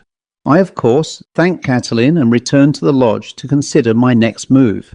That night I found myself sleepwalking through the forest. In the distance I saw a procession of lights threading down the hill and disappearing into nothingness ahead of me. It was a bright moonlit night, and the light from the moon guided me towards this point. I could also see a hole in the rocky ground, which had cut within a series of stone steps leading downwards into a torchlit corridor. Fearfully, perhaps, I looked for other people, but could not see anyone or any activity. It was strangely, deathly quiet, and I quivered with a fearful apprehension. I could not understand why I would have first walked in my sleep, which I had never done before. And, of course, why am I here? I wanted to return and find my way home, but my curiosity was an even stronger desire to learn more. Could this discovery reveal why so many have disappeared? Summoning enough courage, I ventured further into the corridor, and as I walked down this damp and slippery shaft, I could faintly hear voices which grew more robust and more evident the further I walked. The growing terror I felt was untenable. I then passed out. I remember waking up in my bed with a terrible headache. I realized it was a dreadful dream, so I breathed a huge sigh of relief waking up from this nightmare. But the one detail that was locked into my memory was the location of where I was in that forest. I remembered distinctly seeing a large spruce tree which appeared to have been struck by lightning.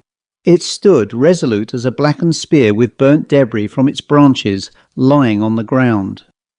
I remembered seeing it once during a stroll in the forest, but where I saw it baffled me. This dream may indicate the lost cavern, or it may have more to do with a writer's hyperactive imagination, aided by the historical tales shared by Catalin. I decided firstly to attempt an aerial search by drone, as the forested hill area was quite substantial and filled with almost impenetrable trees. Having 4 20-minute flight time batteries, I carefully scoured the hillside with the drone for nearly an hour without success. By now the light was failing due to a growing storm cloud slowly heading in my direction. As often in these districts, it was accompanied by a strong wind, causing the drone to issue a flight instability warning. However, I managed to get the drone back safely to the launch pad on the lodge's veranda.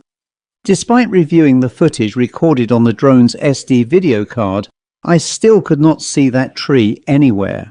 Still, I did correlate precisely where I saw the torchlit procession through the trees. If anywhere was a reference point, that would be it.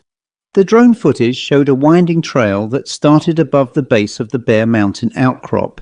For anyone unfamiliar with this terrain, it resembled more of a goat trail.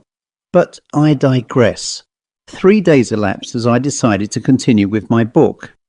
Yet this chain of events always occupied my mind because I thought it would make a good copy for any future yarn. As the day was warm and sunny, I decided to sit outside on the veranda in the shade, which I found more invigorating than being stuck inside a stuffy bedroom. About an hour passed when an eccentric-looking elderly gentleman dressed in old-fashioned +4s, a Norfolk jacket and a trilby hat approached me from the woodland path. He was round-faced, clean-shaven, and with a warm, accommodating smile. In an English accent, he doffed his hat and said, "Good day, sir. I understand you are from Old Blighty." I was set back when I heard an English voice. I immediately stood up and put down my laptop to walk over and shake his hand. I am surprised to meet a fellow countryman in this forlorn place in the middle of nowhere. He chuckled, and at my invitation he joined me, sat on the veranda and stared into the abyss of the valley below. And he said, "Jolly nice view here, eh, what?" I remarked that it was, and he continued, "My name is Sir Roger Bryson, but please call me Bry. I'm an English resident of this district. In fact, I live in the valley below, in that large Swiss-style lodge you can see, which sits just on the bend of the main access road into the valley itself." As he spoke, he leaned forward, pointing to a dwelling that set itself out from other properties by its large size. I asked, "How did you know about me stuck way up here, Bry?" "Oh, words do get around in these parts, and I've been planning to get up here for some weeks. Fortunately, today an opportunity presented itself when a local in the valley had some business in your nearby village, so I'm here for at least an hour before returning."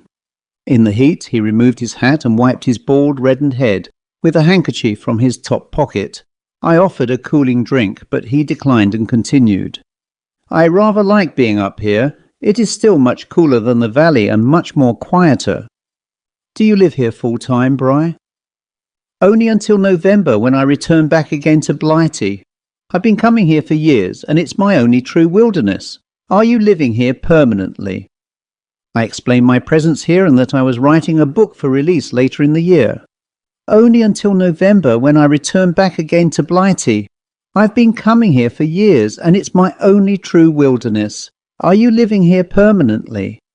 I explained my presence here and that I was writing a book for release later in the year. Playing with the brim of his hat, he remarked, "Many years back I stayed here in the lodge. I was much younger and enjoyed the walks through the hill forests. It was certainly a different time, I can say, and the people were impoverished but somehow happy despite their disposition. I'm sure you heard about the disappearances here. They seem to be legends. Take the Count and his wife, for instance. He had a very talented violinist as a daughter. After her loss in a horse-tram accident in 1920, he would spend long evenings listening to recordings she made as a debut musician, playing for a symphony orchestra in Budapest. One was a violin solo, the other a violin introduction for a choral piece. He would sit here for hours and hours playing the records on an old 78 wind-up gramophone. So often played, it was said that the recordings were worn away until they were barely audible. He was, as you may realize, beside himself with grief, and no doubt that went with him to his grave when he and his wife finally disappeared from the world in 1923. Deeply shocked upon hearing that, it prompted me to ask, "Did you experience anything odd when you stayed here? I mean to say, things that happened which defied explanation?" He looked at me fearfully and asked, "Did you see the woman in the woods?" "Well, yes, I certainly did. I have seen her twice in the past. I was told that she was brutally murdered nearby. Her body, I was told, had been torn into small pieces.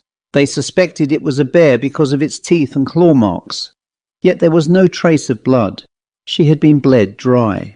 It was believed to have happened while she was picking wild mushrooms. You can never be too sure in these woods. It is a strange place, I would have to say. But odder still, her body disappeared one night from her freshly dug grave. Again, it looked like the work of an animal. It was never seen again. I shuddered at this horrifying tale and replied, "Yes, I saw her, and later found chanterelle mushrooms on the kitchen table." He stiffly rose to his feet, thanked me for my time, and said, "Better get going, old boy. My lift back will be waiting for me." With impatience, I implored him to tell me more. He shuffled his feet a little and looked down at his stockinged feet before turning his head to me and saying rather solemnly, "She, for me, was the precursor of death. I sadly lost my wife a few weeks later, who fell to her death from a mountain peak, and my brother, who was here on holiday a few years afterwards. He stayed at the lodge and was never seen again." He started to walk away, kicking a stone as he momentarily paused and stopped to turn and face me. "Take care, that's all I can say on the subject. This is a beautiful place, but even in paradise there are dangers." I was surprised and stunned at my meeting with him and somehow suspected that he knew more than he was sharing with me. I saw him pass into the forest and then, as if by magic, he was gone. Despite his words of warning, I was somehow gratified to know that the music I heard was not my imagination. Rather than end my stay here, I decided to remain, because all I experienced and learned would make solid reading in my future anticipated writings. I later shared Bry's information with Catalin. He was deeply fascinated but appeared very surprised and a little concerned. "To my knowledge, you are the only Englishman in the district. I am sometimes called to deputise for the doctor who serves the valley folk. If Sir Roger Bryson lived there, I would have known of him. You see, any foreigners in this district are well known to all, but who knows? He may remain a recluse, although such a notion is doubtful." By now, I was as confused as Catalin, and decided for once to drive down to the valley, a prospect I wasn't looking forward to. The roads going down were narrow and often at the edge of the cliffs. Add blind bends and frequent rockfalls. It was not something I particularly favoured, but Catalin elected to accompany me as he too was looking forward to meeting this mysterious, eccentric Englishman. After an hour of driving along the mountain pass roads, we eventually arrived at the valley floor, a flat, green and fertile area alongside a small unspoilt river. As is common in these parts, the animal grazing pastures here were unfenced, and avoiding the odd untethered cows stepping out onto the road was challenging, but the views from the road into the hills and mountain range were staggering.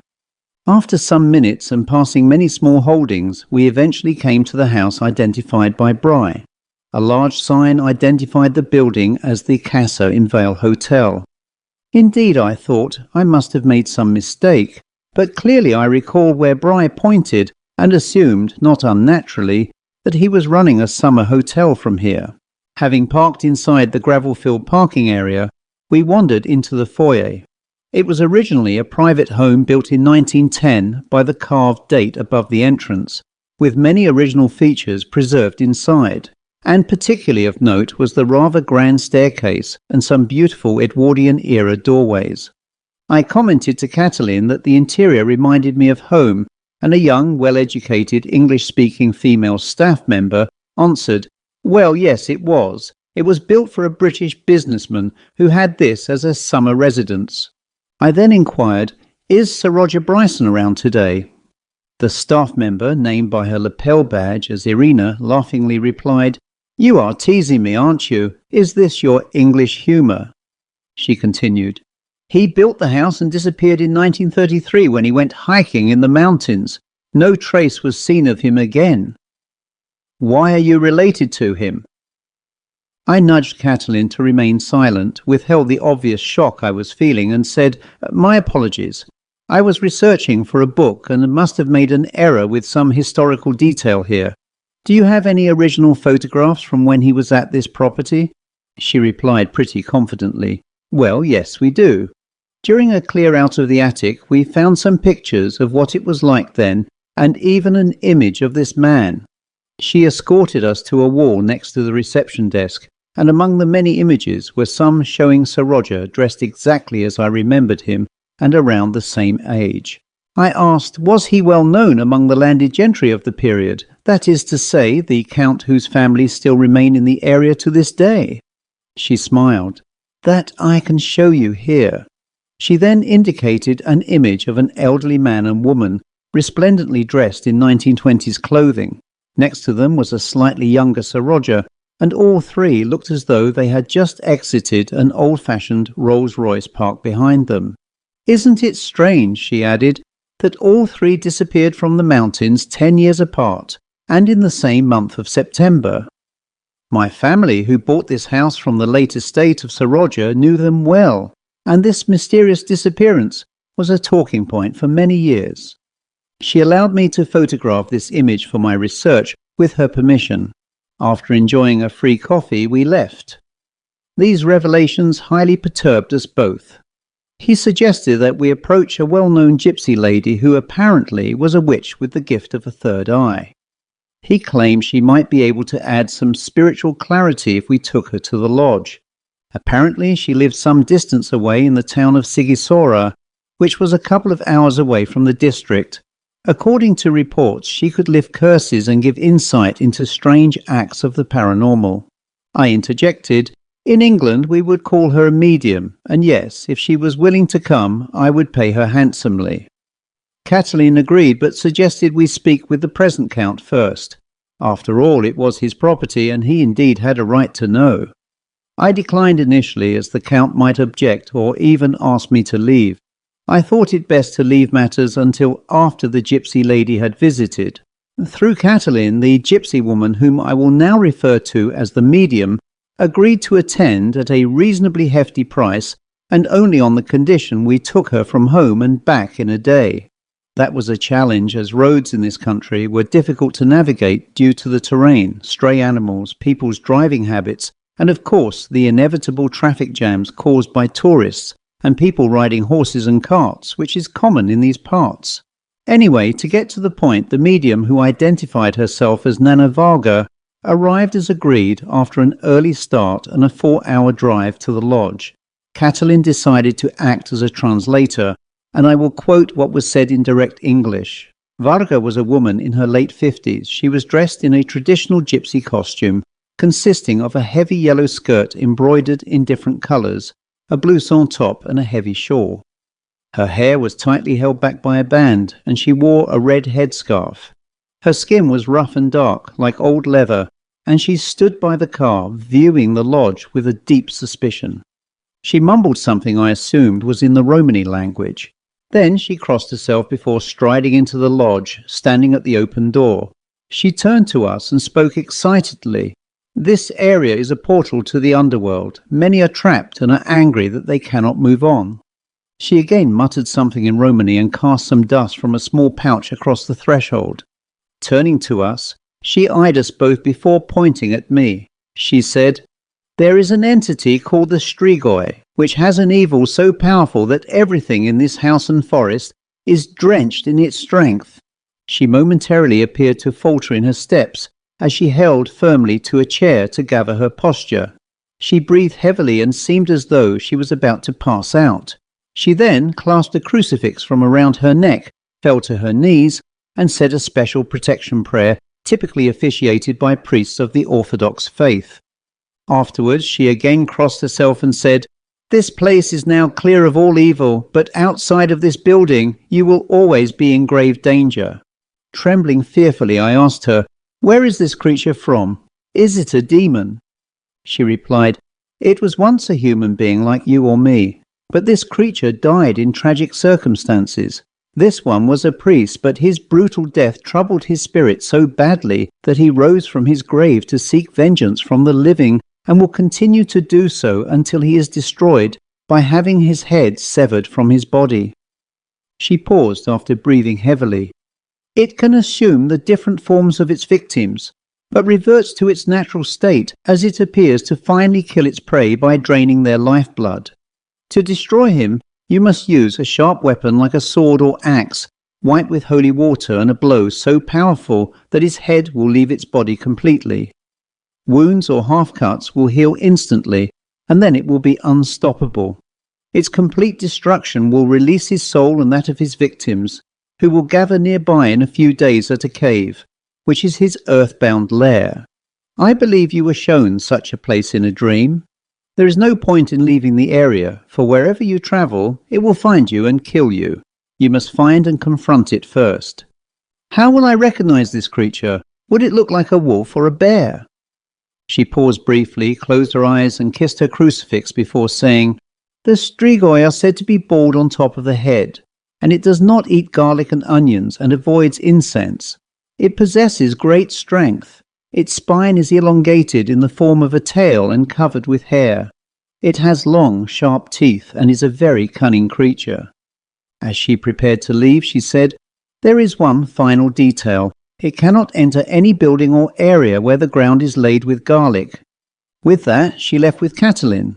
I was too sick with fear to want to leave the lodge, and I was fully aware through the presence of the woman and Sir Roger Bryson that the creature knew who and where I was.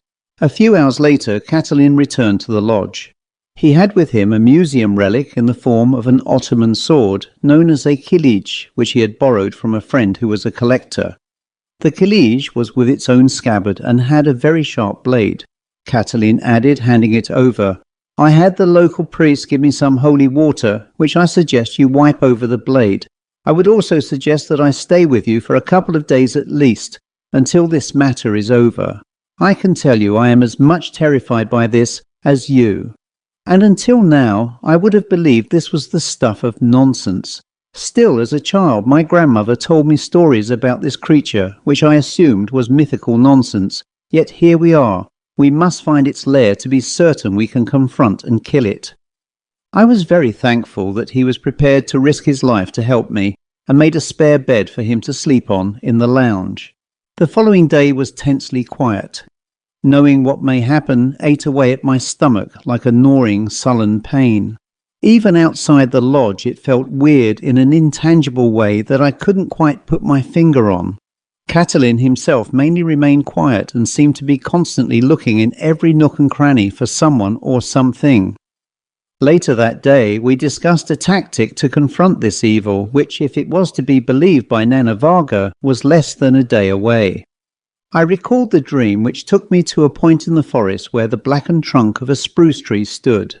Catelyn had once seen it, but like me was still determining where he first saw it. After all, the forested hills covered thousands of hectares of virgin countryside.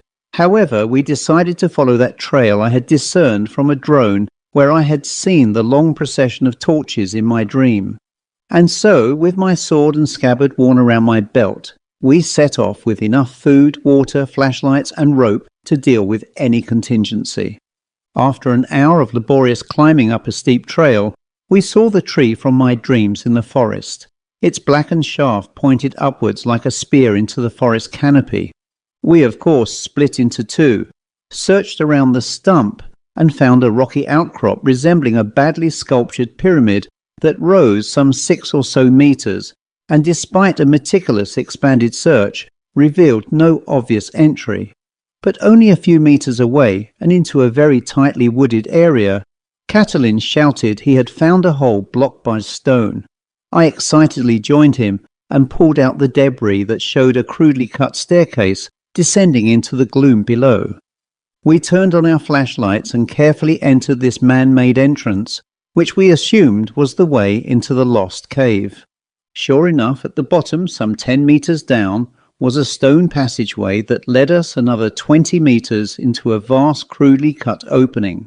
This void was so significant that our lights couldn't penetrate the gloom. Using the rope as an escape route, we tied one end to a wooden stake, which we hammered into a crack in the rock wall. After securing the rope to the stake, we very carefully walked into this blackness. Shortly after, we saw an arrangement of stone slabs, each covered with an old cloth shroud. These were laid out into a semicircle and numbered at least 40. On the outer circumference were other slabs which remained bare. Catelyn said rather nervously, "Shall we look to see?" I hesitated. What if this creature was waiting for me under a shroud? I carefully removed the sword from its scabbard and wiped the blade on both sides with holy water.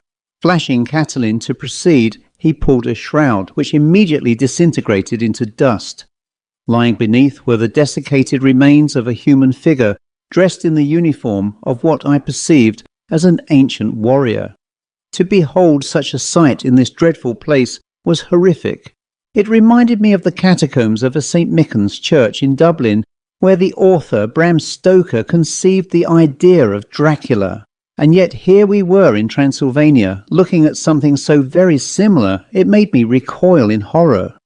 We removed, or instead, in some cases, disintegrated several shrouds with varying stages of decomposition. The older they appeared to be, the more decomposed they were. As we moved towards the outer circle, we found that more contemporary remains were better preserved, including Sir Roger Bryson, the missing Count, and his wife. But what of the strigoi creature? In the gloom of our lights, we saw lying on a plinth set back from within the inner circle a solitary shrouded figure which appeared to be on a higher platform. We both felt apprehensively that this must be the creature surrounded by his victims. We carefully crept forward, and with the sword in my hand, we pulled the shroud, which, unlike the nearby corpses, was still in solid form. And here was the most tremendous shock. It was the perfectly formed body of Catalin himself. I leapt back, and in absolute shock I froze to the spot. My brain simply did not know how to react to this discovery. I wondered if this was the creature pretending to be Catalin, or if it was Catalin's corpse. I made an immediate judgment call based purely on my own self-survival instinct. Before the standing Catalin could react, I immediately lopped his head from his body with one fell blow. The now headless body stood and spurted blood from the aorta artery over the other body on the plinth before it slumped to the floor. The lying platform figure changed immediately from the form of Catalin into a hunched, bald, grey, malevolent being, with a grimacing smile that displayed long, sharp incisors, accompanied by the smell of rotting flesh. It snarled and howled, but fortunately for me, my killing of Catalin provided a greater thirst for blood. It leapt up on two powerful hind legs, and its waving claws were so long they looked like sharpened spears. It then dived onto Catalin's corpse, sucking and gorging on his neck stump.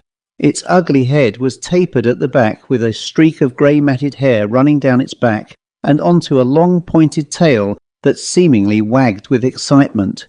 The sight of its pointed ears flapping slightly as it feasted spread a sickening revulsion throughout my body.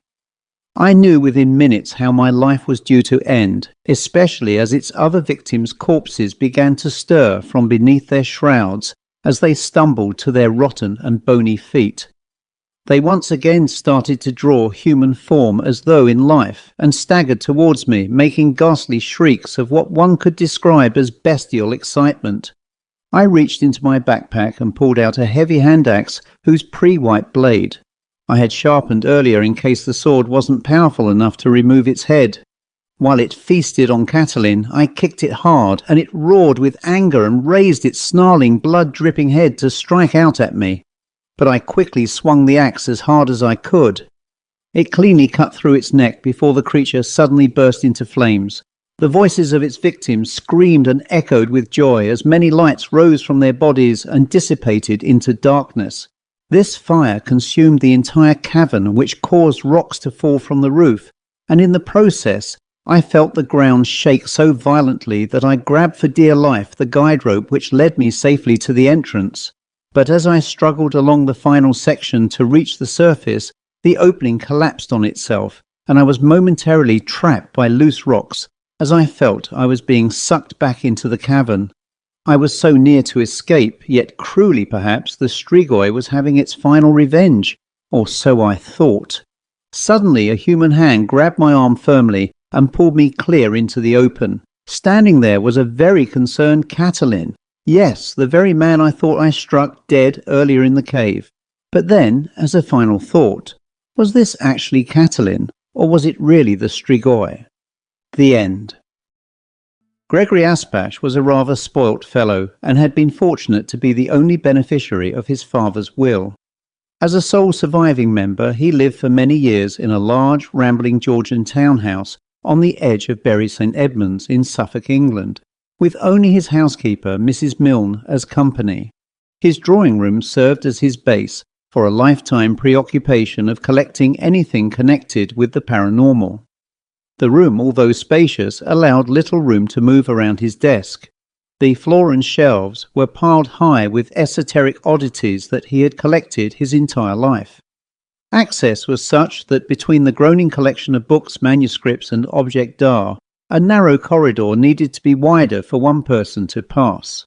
Despite his housekeeper's protestations, he had resisted any challenges to declutter that room, as his collection served as reference and study material for his career as a writer of paranormal books.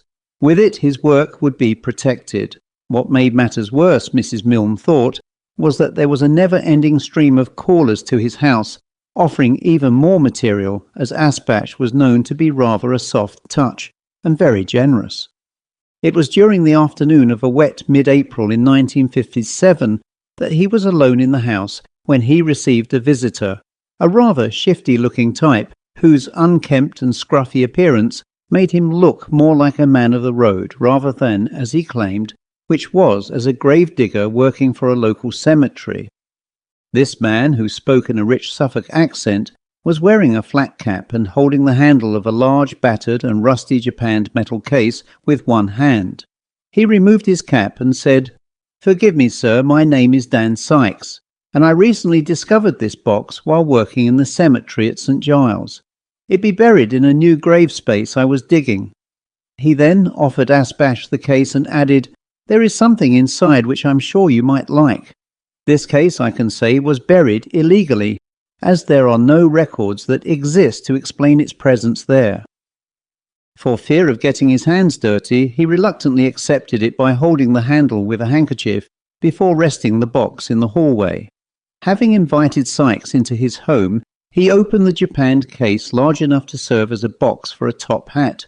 Inside he saw a rather large skull of a man, its lower jaw wired to the upper.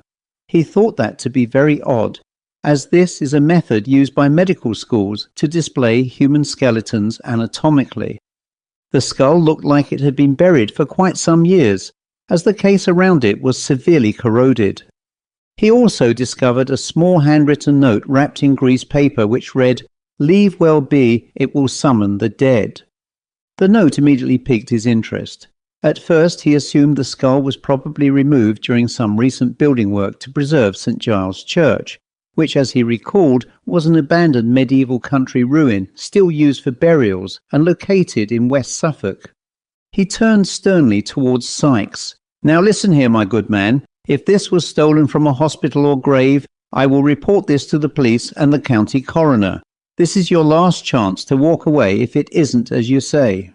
Still holding his cap nervously with both hands, Sykes implored, "I tell you the truth, I ain't no thief nor liar. I heard about you from reading one of your books, and you asked anyone to contact you here if they have something of interest. So that's why I came here right away in me work clothes." Pointing towards the paper in Asbach's hand, he added, "That note was inside, and the case and skull were found in a spot not used for burials, so I thought I'd give you a first refusal. I only want £5 for it, and with that I'll be gone." Having been satisfied by Sykes' earnest plea, he handed over a £5 note and a bonus of £1 as a show of good faith to keep quiet about this. Sykes rolled the two notes excitedly and put them into his pocket. He put on his cap and said, "Thank you, sir, a true gentleman." With a smile he bade Asbach good day, and on leaving said, "My lips are sealed. Trust me, I'd lose my job if this got out." After hurriedly leaving, Asbach closed the heavy front door as he collected the encased skull from the hallway. He then put the skull into a cardboard box, as he didn't want to frighten Mrs. Milne any further than he had already done over the years, and then disposed of the case into the waste bin outside. Asbach was very curious about the skull and its ominous note, which appeared to have been written hastily by a trembling hand in pencil. Still not entirely convinced that this wasn't an elaborate trick being played on him, he left the note on his desk beneath a paperweight. During the night, around 1 a.m, he was roused from his sleep by an excited and frightened Mrs. Milne, who repeatedly rapped his door, shouting, "Did you not hear a loud crash from the drawing-room, sir?" Asbach quickly put on his dressing gown after shouting to Mrs. Milne that he was coming immediately. Grabbing a flashlight, he opened the door to find Mrs. Milne in her nightie and dressing gown, shaking quite noticeably. "Sir, you must call the police. I'm sure I heard someone walking around there." Summoning the courage to walk down the sweeping brass rail staircase that adorns these large townhouses of the 18th century, he nervously stepped down the stairs shouting, "You better go, I have a gun." When he reached the bottom, he could hear shuffling heavy feet and a mumbling sound coming from within the closed door of the drawing room. He quickly flung the door open and aimed the lit flashlight into the room's shadows. Knowing that physical access here was restricted, he flashed light along the narrow access way to his desk and was shocked to see a large grinning skull sitting on it and facing towards him. He dropped the flashlight after seeing it as its hollowed and gloomy eye sockets seemingly stared disdainfully towards this intrusion. Mrs. Milne, meanwhile, entered the room and quickly turned on the lights. Upon looking within, neither could see any other persons present, and upon seeing the skull, she screamed, "That skull frightened me. Where did that come from?" Aspash assured her, "I forgot I had left that skull out for examination in the morning, as it is part of a research project I'm working on, so Mrs. Milne, there is no need to worry." He smiled and added, "This skull gave me quite a jolt too." Mrs. Milne, quite openly scornful of Aspash's somewhat lame excuse, shook her head and replied, "Better tell that to the police I called. They will be here shortly. I'm off to bed with a stiff brandy." With that, she shuffled into the gloom of the hallway and ascended the staircase. After the police had called and checked the property, they assured him all was in order, advising Aspash to install an intruder alarm that would alert the police immediately to any intrusion. He had considered it for some time, although now he questioned what he initially heard and saw. Aspash returned to the skull, which still rested on his desk, and decided to make inquiries in the morning by checking his files for any clue that might elicit the source. He put down the noises in the drawing room to his imagination, and perhaps he genuinely had forgotten that he had left the skull on the desk in the first place. Feeling too tired to think further, he returned to his bed for a somewhat restless night until the morning, from which, after breakfast, he cleared another corridor to his bookcase in the drawing room. He then recalled a story from a book written by a local author, a man named Robert Thurston Hopkins, entitled Adventures with Phantoms, which referred to the case of William Corder, who was executed by public hanging at Old Bury Jail. According to an entry on page 15, there is a reference to Corder's skull, which, if to be believed, was stolen by a respected local physician, Dr. Kilner, who had secretly exchanged the skull for another as it was left on display as a teaching aid for young doctors and nurses at a West Suffolk hospital. Kilner crept into the hospital late one night and removed the skull while working under candlelight. According to the book, a breeze from nowhere kept blowing out the candles, making his task much more difficult. This played on his nerves, but he brushed it off as mild hysteria and made the exchange. Also, according to the book, Corder later made several ghostly visits to Kilner's home to demand the return of his skull. A domestic maid who once saw him said he looked like a living person, although rather oddly dressed in old-fashioned clothes. Kilner was not at first so willing to comply, and it was only through bad luck and other events that he experienced that convinced him to dispose of the skull to appease Corder. Realizing that the hospital may ask questions, any notion of a return there was entirely out of the question. Instead, Kilner turned to his friend, the father of Thurston Hopkins, who resided in the former governor's house, which stands inside the walls of the now-defunct jail. He believed that by burying it near the scene of his execution, Corder would leave him and Thurston Hopkins in peace. Thurston Hopkins, Sr., initially agreed to help, but his fortunes also turned for the worst after accepting it. In desperation to resolve this curse, he put the skull in a japanned metal case. He paid a local gravedigger to dispose of it quietly by unofficially burying it in the sanctified grounds of an old churchyard known as St. Giles. From that moment onwards, all hauntings had ceased, and the Thurston Hopkins family and Dr. Kilner could live the rest of their lives in peace. Aspash was well aware of the William Corder legend, having visited the museum at Moyses Hall, where dried portions of the executed Corder's scalp were displayed here, as was a book on the trial bound in Corder's skin. He also recalled his death mask, which portrayed the last throes of a condemned man. All in all, the murder of Maria Martin and the execution of Corder on August 11, 1828, were big stories in this largely rural area. As many as 12,000 people had flocked from afar to watch his gruesome hanging.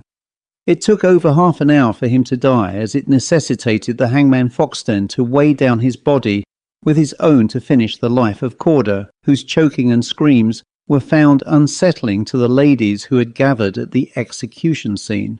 Aspash then turned to the missing skull. He asked quietly, "So, is this undoubtedly Corder's skull?" A cold chill ran down his spine like a shock of electricity, warned about the possible repercussions of owning such a skull, and its alleged dark powers terrified him, and yet he had to learn more. Perhaps this skull may be a key to revealing the afterlife. For the next few days, whilst Aspac was contemplating yet another visit from Corder, he received news that a small electrical company he had shares in was struggling to survive after losing a contract in India. It looked likely to fold with the loss of 20 local jobs, which troubled him. The potential investment loss was slight compared to his fortune, but the thought that the skull may be responsible spurred him into action. He contacted a physicist and fellow student of the paranormal in London, Professor Wilkins, who had spent years unsuccessfully attempting to form a psychic bridge between this world and the next. Aspash thought the potential offered by the skull might be the portal to determine his theories on the afterlife. Wilkins, when contacted by telephone, was highly excited by the events relayed to him by Aspash. At his invitation, Wilkins agreed to spend some days at his home in Bury St Edmunds to assess the potential of what was believed to be Corder's skull. Aspash and Mrs Milne, hopeful that Wilkins might resolve the situation, retired to their respective bedrooms and quickly fell asleep. However, at 1 a.m, Aspash was awoken by someone pacing up and down the corridor outside his room. He at first assumed it was Mrs Milne and called after her, and the footsteps stopped immediately. He then opened his bedroom door with a flashlight in hand and quickly scanned the light up and down the corridor, and there was nobody to be seen.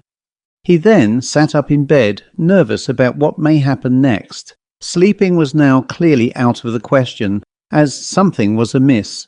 Dismissing Mrs Milne as responsible, he was confident that Corder's restless spirit caused the noises and feared what might happen next. Despite staying awake for a few hours, he quickly succumbed to sleep and awoke at 9 a.m. when a cheerful Mrs Milne called into his room with his breakfast and the morning newspapers. As he accepted the breakfast tray from Mrs Milne, he thanked her and added, "Did you hear any noises during the night?" She replied, "Only your snoring, but I soon fell to sleep." Without adding anything further, he told Mrs Milne to prepare a guest room, as he expected Professor Wilkins over the next few days. "Will he be staying long, sir?" she inquired. "Not sure at the moment, Mrs Milne. We have considerable work to complete." Mrs Milne then reminded Aspash that she was away later in the day to travel to Diss, as she had plans to stay with her sister living in that Norfolk town. Aspash reassuringly replied, "As this was arranged some weeks ago, I have to be honest, Mrs Milner, I had forgotten. But no worries, I can survive a week without your company. Please do pass my regards to your sister." Later that day, Aspash was interrupted by an engineer from a local alarm company, who had called at his behest on police advice to install a complete burglar alarm system covering every external door and window.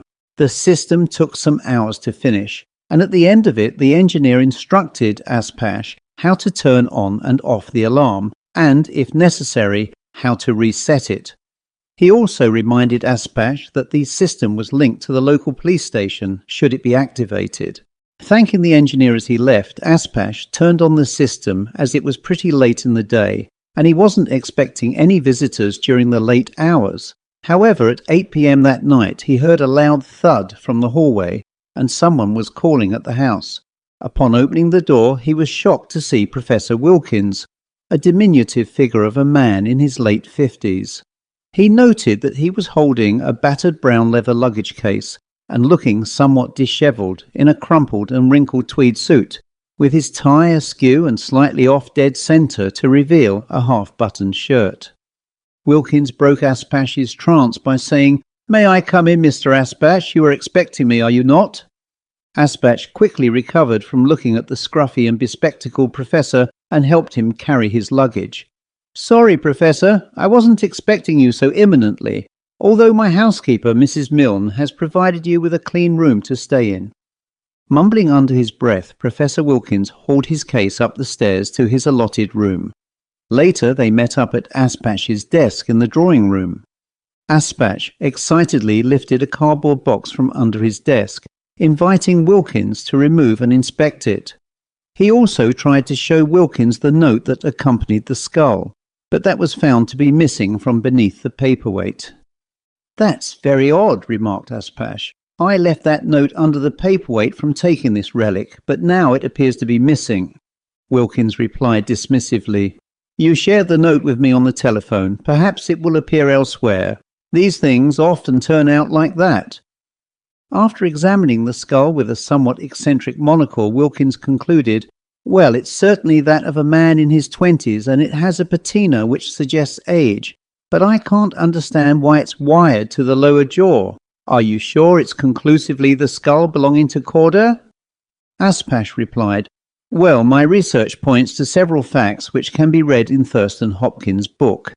They are that it was stolen from an anatomical skeleton, hence the wire. It was recovered in a japanned metal box, also referred to in the book. Lastly, it matches by age and sex, which could be attributed to Corder." While scanning the skull, Wilkins smiled. "I think you may well be right, Mr. Aspash. I really do." During dinner, both men discussed the legend of Corder and his hauntings, particularly how the skull would benefit Wilkins' research. It was clear that Aspash wanted the skull to go as he now perceived it to be a nuisance, but knowing Wilkins' interests, he decided to offer a wager. If Wilkins were prepared to sit the night with the skull, it would be his by morning. Wilkins's face lit up, and he quickly responded with an outstretched right hand. "It is a deal. Let's shake on it." As they shook hands, he added, "I was going to suggest this myself, and I've read of Thurston Hopkins' experiences, which may open a portal I can use in my research work. Absolutely capital, Mr. Aspash. I will sit with it from 10 p.m. tonight and report to you accordingly." Later that evening, Aspash retired to bed and left Professor Wilkins a cup of tea and sandwiches. He elected to sit in the drawing room. Somewhat predictably, perhaps, Aspash couldn't sleep, and he was confident that the skull would play mayhem once more, but he heard only silence after 1 a.m. Curiously and concerned for Professor Wilkins, he crept downstairs and entered the drawing room, where he found the professor staring almost hypnotically at the skull on the desk before him. The skull seemed luminous as it stared through empty sockets at Wilkins. The professor seemed utterly transfixed, and the sandwiches Aspash had prepared him sat untouched on the desk with a now icy cup of tea. Just as he was about to shake Wilkins, a loud crash came from behind, and a large column of books stacked up in the corner came tumbling down. In the half-light he saw, or thought he saw, a man wearing old-fashioned clothing and a beaver-skin hat walking out from the drawing room into the hallway. He quickly regained his senses and followed this misty-like figure, who stopped briefly, dipped his hat with a cruel smirk, and disappeared. He returned to Wilkins, who appeared to be back to normal and staring at his pocket watch. "Good God!" Wilkins exclaimed. "Look at the time!" And he continued, "I thought I had been here only 30 minutes. I was staring at the eye sockets, which appeared to glow slightly, and now you are here, and a few hours appear to be missing too." He fell back into the chair and looked up at Aspash as he continued somberly, "You really must get rid of this skull. It is pure evil. I can remember." He momentarily hesitated, and appearing confused, said, "I saw an execution with a young man swinging from a suspended rope. Yes, I do remember," he continued. I saw in graphic detail Corder's execution and a tremendous rage and anger." He paused as Asbach noted a faint reddening mark around Wilkins's neck and exclaimed, "Are you sure it was Corder, Professor Wilkins? Look at your neck."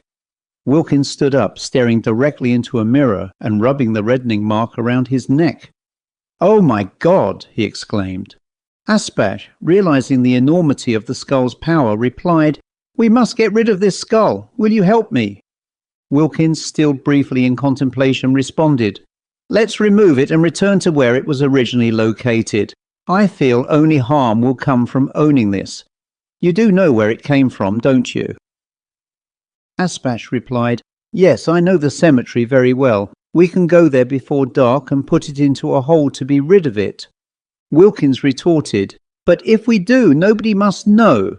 I have been engaged in paranormal research for 30 years, and never have I encountered something as palpably evil as this."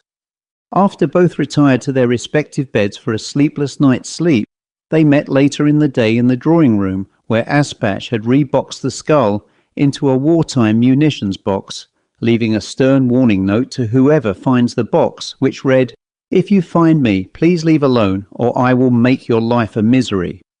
Having placed the skull and note within, he welded the box permanently sealed within a workshop in the old stable block and transferred the box into the trunk of his 1951 Citroën saloon, parked outside with the engine running.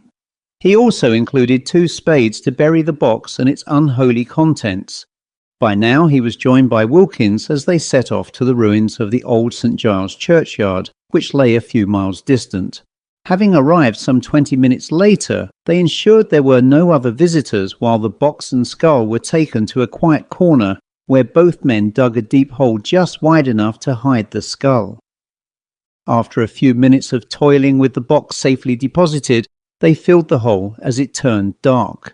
Feeling relieved and pleased, both men failed to observe the presence of a solitary figure silhouetted in the gloom of a gathering fog, and perhaps aided to secrecy by the failing light. The misty figure had a menacing aura of a luminescent glow, but both men were too busy to note its presence, nor indeed the fact that it was slowly moving towards them. 2 days later, Mrs. Milne returned to the house to discover it seemingly empty. Despite frantic calling and checking each room, no other persons were on the property, and Asbach's car was missing.